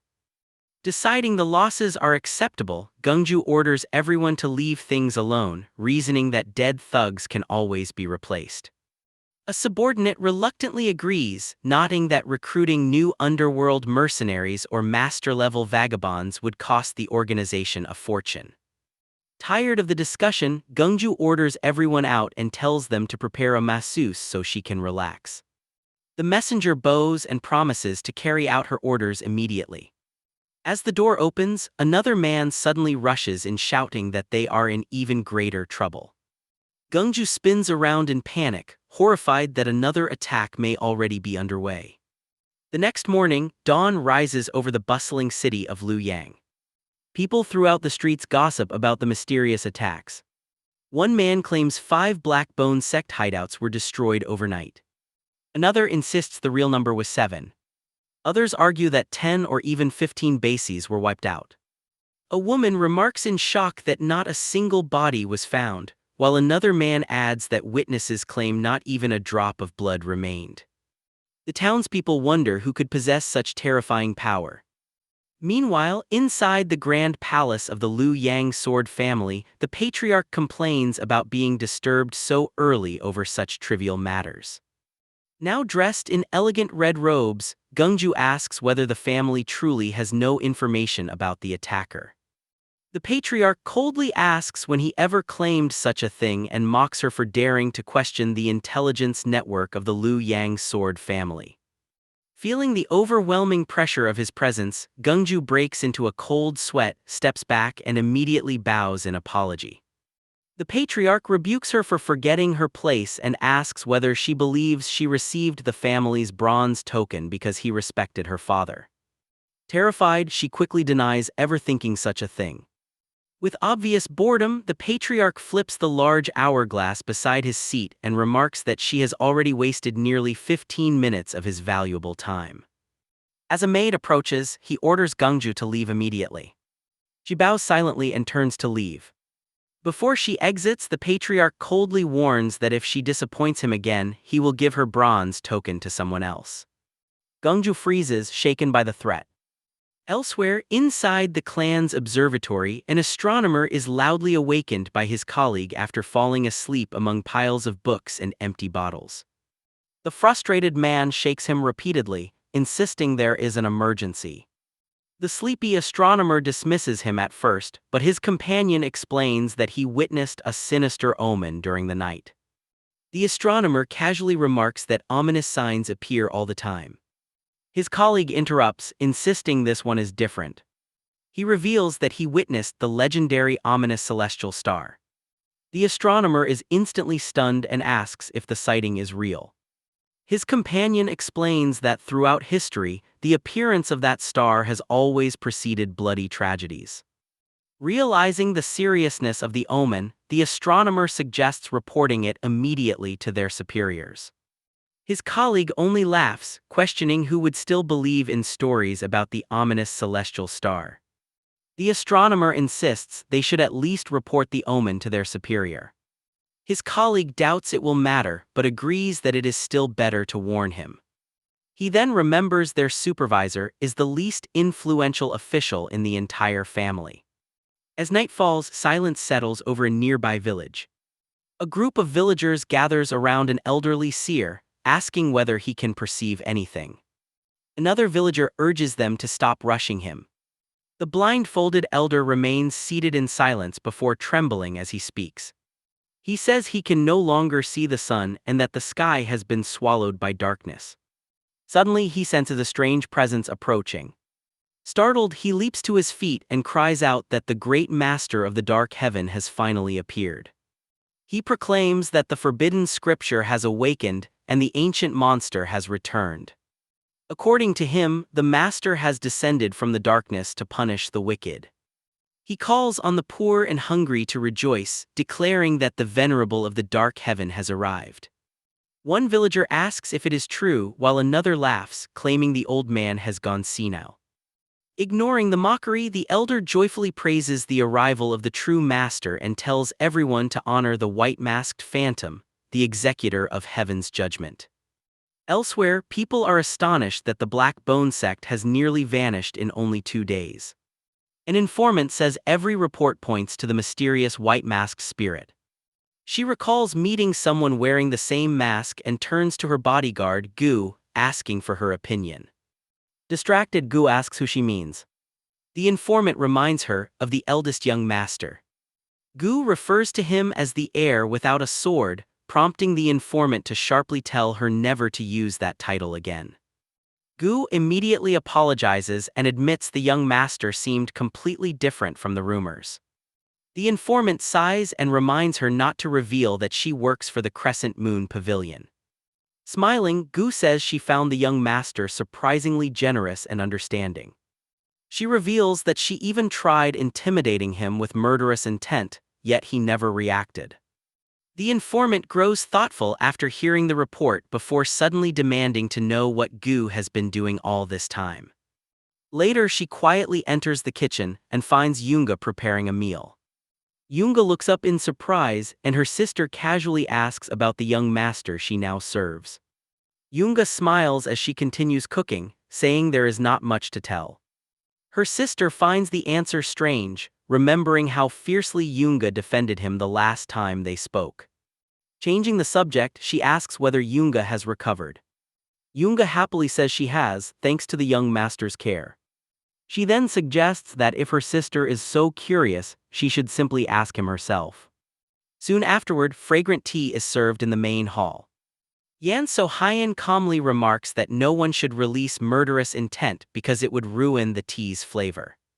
Gu assures him that her mission is already over, leaving the informant puzzled. The young master smiles and personally serves them tea. Embarrassed, the informant thanks him and says he did not need to serve a mere bodyguard. Gu happily accepts the cup and sincerely thanks him. She praises the tea's rich aroma, making her superior wonder if she is serious. Yan So-hyun modestly says she is too kind. Gu replies that she never gives empty compliments. Amused, the young master jokes that if she ever wants a new job, she is welcome to work for him. Gu laughs, saying she may take him up on the offer because her boss's temper suggests she could lose her current job soon. Yan So-hyun laughs at her honest reply. The informant is stunned to see her normally stern bodyguard acting so comfortably around him. The young master then shifts the conversation to business and asks what brought such a busy woman to visit an unemployed man like himself. The informant straightens her posture and respectfully gets to the point. She directly asks whether he is the feared venerable of the dark heaven. Feigning ignorance, Yan So-hyun calmly asks what this venerable of the dark heaven is supposed to be. She explains that survivors from the Black Bones sect reported being rescued by a mysterious warrior wearing a white mask and simple white robes resembling those of a scholar. Yan So-hyun quietly listens as she continues explaining the details. The protagonist simply smiles and remarks that this mysterious man sounds like a good person. The informant narrows her eyes, pointing out that he owns the same white mask and robes described by the survivors. Amused, Yan So-hyun mockingly asks whether she intends to search his personal belongings. She demands the truth and asks what he truly meant by the words he spoke to her before. Without answering, he silently lifts his teacup and takes another calm sip. After a long pause, he fixes her with a deep gaze and quietly asks whether she is truly prepared to know the truth. The woman meets his eyes without hesitation and says she is ready to bear whatever consequences await. He asks if she is prepared even for the tragic deaths of countless innocent people. She falls silent for a moment before admitting she has thought constantly about his words since that day. She says she has reflected on how much blood must be spilled to truly change history. Clenching her fists, she declares that if innocent sacrifices are truly unavoidable, she is willing to accept that price. She then asks if he is secretly planning a complete dynastic revolution. Leaning back with a faint smile, Yan So-hyun thoughtfully repeats the words dynastic revolution. He quotes an ancient saying, "One who destroys benevolence is a thief, and one who destroys justice is a bandit." He continues that a ruler who commits endless cruelty becomes nothing more than an ordinary criminal. He remarks that history records King Wu eliminating a criminal, not assassinating a true king. Listening carefully, the informant asks whether this is the dangerous path he warned her about. A vision of mountains of corpses and rivers of blood flashes through her mind, as she wonders whether such a demonic path could truly exist. She admits the question is beyond her understanding and says even the wisest people would struggle to answer it. Yan So-hyun reflects that the gap between the rich and the poor has never been greater, yet the world somehow remains stable. Smiling, he says that attempting a revolution in such an era would be completely absurd. Confused, she asks what path he actually intends to follow. He says he has considered the matter carefully. If blood truly must be shed to change the world, he wonders why it should be the blood of innocent people forced to fight under someone else's banner. With a strange smile, he suggests spilling only the blood of villains instead. The informant is stunned and asks him to repeat himself. He calmly asks what would happen if only the wicked died in the same numbers that innocent people normally would. She dismisses the idea as an impossible fantasy and asks if he truly believes the innocent can be protected. Yan So-hyun rises calmly and tells her it is only a hypothesis. Walking toward the back of the room, he says he simply wishes to consider that possibility. The informant argues that such thinking is childish because no one can perfectly distinguish good from evil. She explains that laws and morality change with circumstances, making true justice impossible. She adds that no individual possesses the power to eliminate enough villains to change history. Judging and punishing others by personal standards, she warns, is the act of a madman that only creates greater evil. Then she suddenly freezes. The rumors of the white-masked reaper rush back into her mind. She recalls the mysterious executioner who punishes only the wicked with the power of darkness in the name of heaven itself. A wave of realization overwhelms her. She finally understands that Yan So-hyun is the feared venerable of the dark heaven. The young man smiles faintly and remarks that it is an impressive title, adding that even his followers would probably like it. The informant realizes his earlier hypothesis about hunting only villains was never an idle thought. Yan So-hyun calmly says he is curious to see whether the venerable's vision can truly become reality. She wonders whether spilling only the blood of evildoers for the sake of the weak is a path that only someone viewed as a monster could walk. Unable to find any words, she remains silent before his terrifying conviction. Finally, she thanks him for the conversation and says with a trembling voice that she must return to deal with urgent matters at her pavilion. Yan So-hyun quietly watches her leave and tells her she has done excellent work. Based on her investigation, the informant reports that the Black Bone sect has only its main headquarters remaining. She reveals that she plans to assault it that very day with her elite agents and trusted allies. From inside the room, Yan So-hyun calmly warns her not to act recklessly, reminding her that Gungju possesses his family's bronze token, making the operation far more dangerous than she realizes. The informant reassures Yan So-hyun that they have no intention of storming the base, especially since someone else is already handling that task. She explains that her people will simply ensure no survivor escapes alive. If the Sword family objects to such a minor action, she says they are prepared to fight, blaming the foolish leader who handed the bronze token to Gungju. She confidently declares that they have the resolve to face anyone who stands in their way. Yan So-hyun quietly listens and lets them leave, knowing the city is about to descend into chaos. Standing on his balcony beneath the setting sun, he silently watches the city below. Elsewhere, a massive sword flashes through the air. A giant enforcer of the Black Bone sect executes one of his own men, declaring that no one abandons the sect without punishment. The victim's head rolls across the blood-stained floor. Glowering at the others, he condemns them as cowards and announces that the execution was carried out under Lady Gungju's direct orders. Raising his bloodied sword, he commands everyone to prepare for an honorable death. Inside Gungju's headquarters, fear grips every guard. She anxiously asks whether her father, the sect's supreme leader, also refused to send reinforcements. A subordinate lowers his head and reluctantly confirms that he did. Frustrated, Gungju realizes her father has no intention of wasting elite masters against an unknown enemy. Grinding her teeth, she bitterly accepts that his adopted daughters are nothing more than expendable tools. Another subordinate says her father left a message. Impatiently, Gungju orders him to speak. As soon as she hears the message, her eyes widen with fury. Unable to believe her father's words, she erupts in rage, kicking furniture across the room.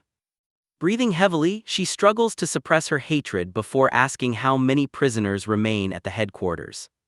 The thug nervously explains that only a few remain since negotiations are rarely conducted there.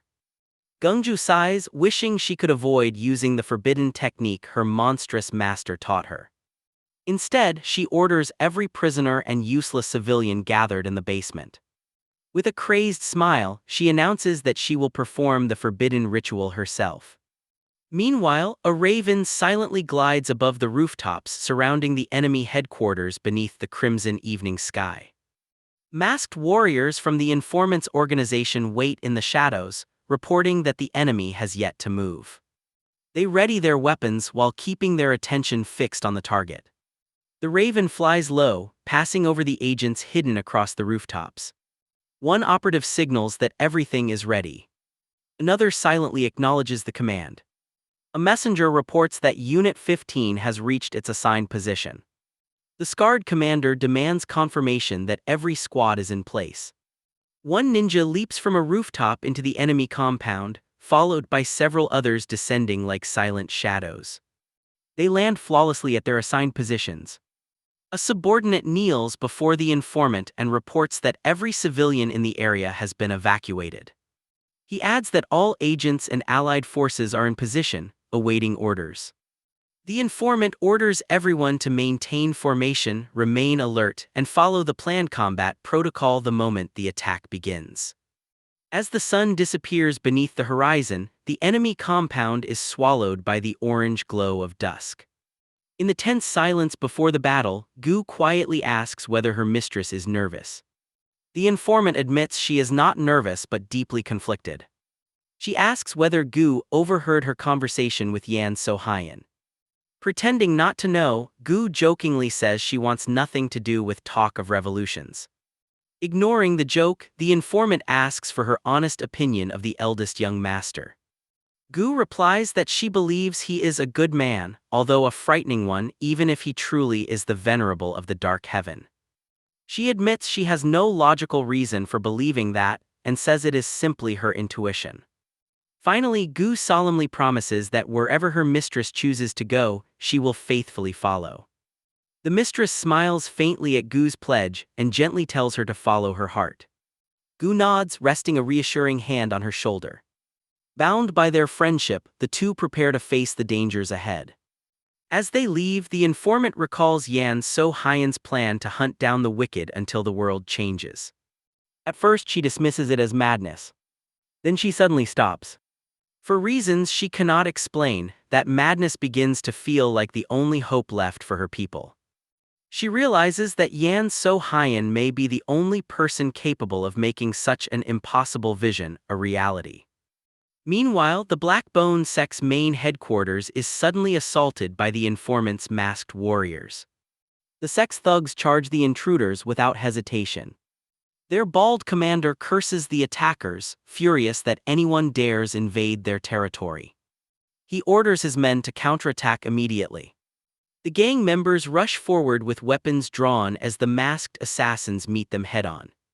Steel collides, sparks scatter, and fierce fighting erupts throughout the courtyard.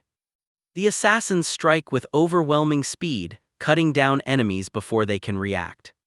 One thug falls after another as blood stains the courtyard. The gang leader watches in panic as his men are slaughtered. Desperate, he orders the rear forces to reinforce the front lines. Moments later, an entire battalion of spearmen charges into battle. A scout hurriedly reports the arrival of the reinforcements to the pavilion mistress, adding that the enemy has emptied its internal defenses.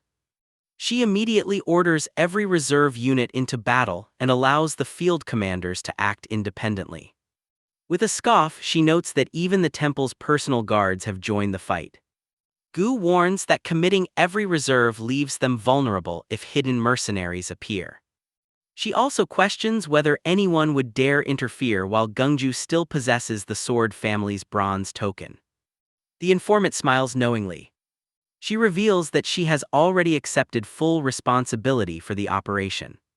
If everything must be risked, she says, then there is no reason to hesitate, especially with the venerable of the dark heaven on their side. If even half the rumors are true, all they need to do is watch what happens. Suddenly, a deafening explosion shakes the entire headquarters. Part of the main building collapses as a tremendous shockwave blasts debris into the air. The pavilion mistress stares in disbelief, wondering what just happened. As flames consume the temple, Gu quickly catches her before she falls. Landing safely amid the thick smoke, Gu anxiously asks if she is hurt. The informant groans from the impact while trying to focus through the dust. To their horror, the temple's main structure has completely collapsed in flames. Then an eerie, hysterical laugh echoes through the smoke. Both women freeze. The informant's face turns pale as an enormous figure slowly emerges from the burning ruins. The fire rapidly spreads through the wooden beams as burning debris crashes around them. The two narrowly dodge the falling rubble while staring in disbelief at Gungju's monstrous new form. Her gigantic crimson claw twitches unnaturally before stretching forward. Wrapped in violent yellow energy, Gungju lunges at them with a burst of terrifying speed. Laughing uncontrollably, she is completely consumed by the ritual's corrupt power. Gu immediately steps in front of her mistress, assuming a defensive stance as she struggles to comprehend the transformation. With cracked skin, glowing eyes, and a twisted smile, Gungju mockingly calls out the pavilion mistress's title before launching her attack. Gungju lunges at the two women with her monstrous claw outstretched, shouting that they will die by her hands. The pavilion mistress tries to evade the attack, but Gungju's overwhelming speed leaves her no time to react. In the final instant, Gu throws herself forward and shoves her mistress out of the claw's path. The attack narrowly misses its intended target. Lying on the ground, Gu desperately urges her mistress to flee if she wants to survive. The pavilion mistress cries out Gu's name through the dust. Grinding her teeth in helpless rage, she realizes her closest companion is risking her life to protect her. With no other choice, she runs, praying that Gu survives. As she escapes, she desperately wonders where Yan So Hyen and the Venerable of the Dark Heaven are. Another section of the burning ceiling collapses, scattering flames throughout the courtyard.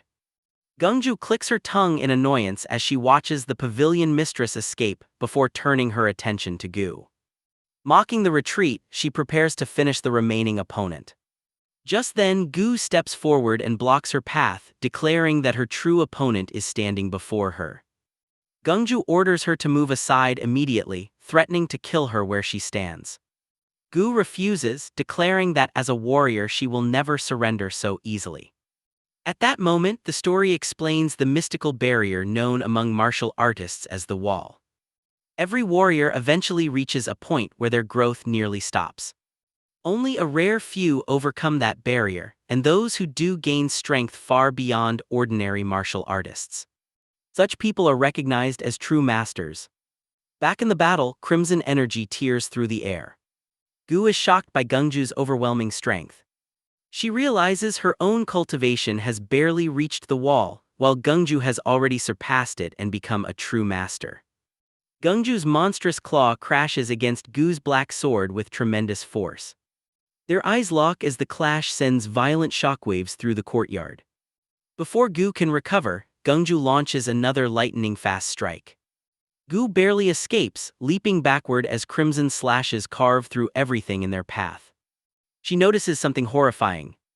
Gungju's arm stretches and multiplies unnaturally. A crimson strike slams into the ground, blasting apart the stone beneath it. Laughing hysterically, Gungju mocks Gu for believing such pathetic strength could oppose her. She unleashes countless crimson energy palms that surge forward like an unstoppable wall. Gu desperately blocks with her sword, but the relentless barrage overwhelms her. The impacts hurl her across the courtyard, shattering the stone tiles beneath her. Without giving her time to recover, Gungju appears above her with a sadistic grin. Fear grips Gu as she realizes the finishing blow is about to fall. Roaring, Gungju swings her gigantic claw downward. A massive explosion of crimson energy and dust erupts on impact. Gu pours the last of her strength into softening the blow but is still blasted away. She crashes against a wall, falls to one knee and coughs up blood. The wall behind her is left cracked from the impact. Gungju slowly emerges from the smoke, her monstrous claw and sharpened nails fully exposed. She approaches at a leisurely pace, savoring her inevitable victory. Amused that Gu survived, she mockingly praises her endurance. Barely able to breathe, Gu realizes her internal energy has been completely exhausted. She knows she cannot survive another strike. The memory of Gungju's monstrous crimson palms fills her with despair. She wonders what kind of transformation could have turned someone into such a terrifying monster. Without the slightest hesitation, Gungju raises her demonic claw for the final attack. Annoyed that Gu still refuses to show fear, she mocks her defiance. Her claw descends, wrapped in a violent vortex of crimson energy. Crushed beneath Gungju's overwhelming killing intent, Gu can barely move. With a cruel smile, Gungju taunts her, challenging her to block this attack as well. The massive claw descends with terrifying speed, threatening to cleave through everything in its path. Gu closes her eyes, accepting that her life will end there. At the last instant, a gigantic metal gauntlet appears out of nowhere and effortlessly blocks the fatal blow. Yunga steps forward and immediately counters with a devastating punch from her massive armored fist. Gu opens her eyes in shock, realizing she was saved at the very last moment by an unexpected ally. Staring at the young woman with tied-back hair and enormous gauntlets, she wonders who she is. Yunga simply smiles with confidence, ready to unleash the power of her iron fists. She cheerfully asks if she arrived too late and announces that the reinforcements are finally here. Another ally suddenly lands beside them, delivering a swift strike before firmly planting himself among the rubble. He jokes about his dramatic entrance.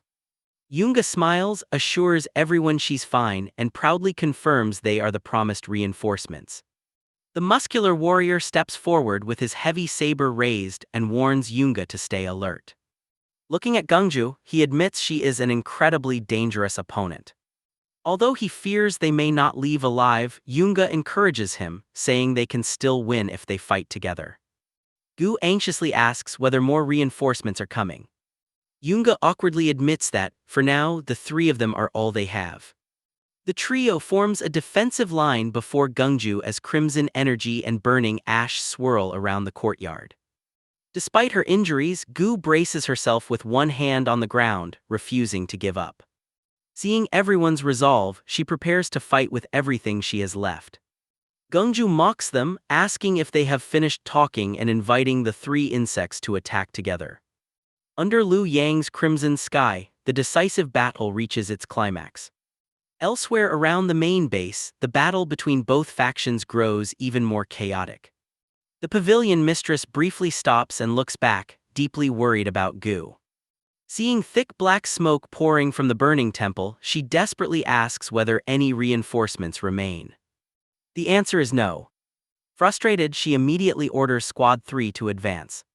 Injured warriors report heavy casualties and urge a retreat. Others shout that Squad 17 is requesting support while even Squad 10 is falling back. The reports leave her stunned as the battlefield descends into chaos.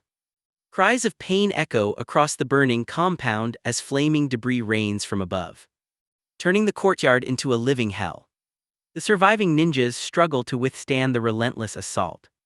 One is shocked when a red-eyed enemy continues charging after being stabbed through the stomach, laughing without showing any pain. Before the monster can strike again, the muscular ally launches a powerful flying kick into its chest. He follows with a precise slash that cleanly severs its head. The corpse finally collapses. Another crazed gangster immediately emerges from the flames and attacks. Weapons clash once more amid sparks and smoke. A masked warrior retreats, clutching his bleeding arm after the exchange. Exhausted, he mutters that real monsters have been unleashed. Looking over the blood-soaked battlefield, he whispers in horror that the burning courtyard has become a true underworld. Back at the center of the battle, Gungju mocks the three warriors, saying she expected them to last much longer. Yunga struggles to stay on her feet while Gu quietly prepares one final attack. Suddenly, the green gemstone embedded in Yoonga's massive gauntlet begins to glow brightly. The surge of power drains her strength, forcing her to spit out blood from exhaustion. Gungju bursts into cruel laughter, saying that watching the weak suffer is always entertaining. She promises to send their young master to the underworld as well so they will not be alone. Yoonga and Gu silently face her, fully aware that victory now seems almost impossible. Inwardly, Gu prays that her pavilion mistress escapes the chaos safely. She desperately wonders whether her lady escaped the inferno safely. Gripping her sword with the last of her strength, Gu prepares for the battle's final clash. A confident smile appears beneath her mask as she resolves to fight to the end despite having no hope of victory. She raises her head with unwavering determination, refusing to retreat under any circumstances.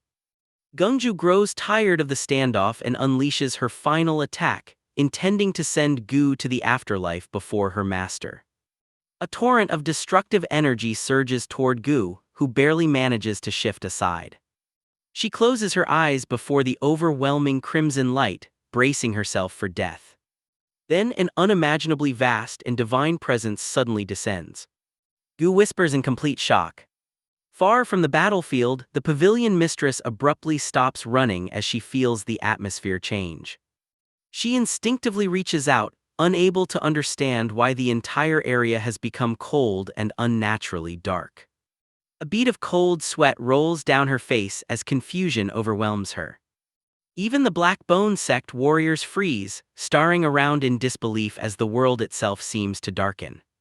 Everyone begins trembling from the sudden freezing temperature. White mist escapes their mouths as the mystical darkness swallows the entire enemy base. Every battle comes to an immediate halt. Warriors on both sides stand motionless, paralyzed by instinctive fear. The chaos gives way to an absolute, suffocating silence. Every person present senses the arrival of a force beyond human comprehension. The true, dreaded eternal night has arrived. Within the endless darkness covering the battlefield, something extraordinary finally appears. A legendary white mask slowly emerges, glowing brilliantly against the darkness as though defying the laws of the world. A deep, imposing voice echoes through the shadows, calmly asking if they had been waiting for him. The pavilion mistress widens her eyes and stammers in complete disbelief as she recognizes that overwhelming presence. The mysterious figure steps forward, placing the white mask over his face. The feared Reaper, the sovereign of the dark heaven, has arrived. A moment later, Yan So-hyun recalls the words of the elder he met beneath the underground chamber.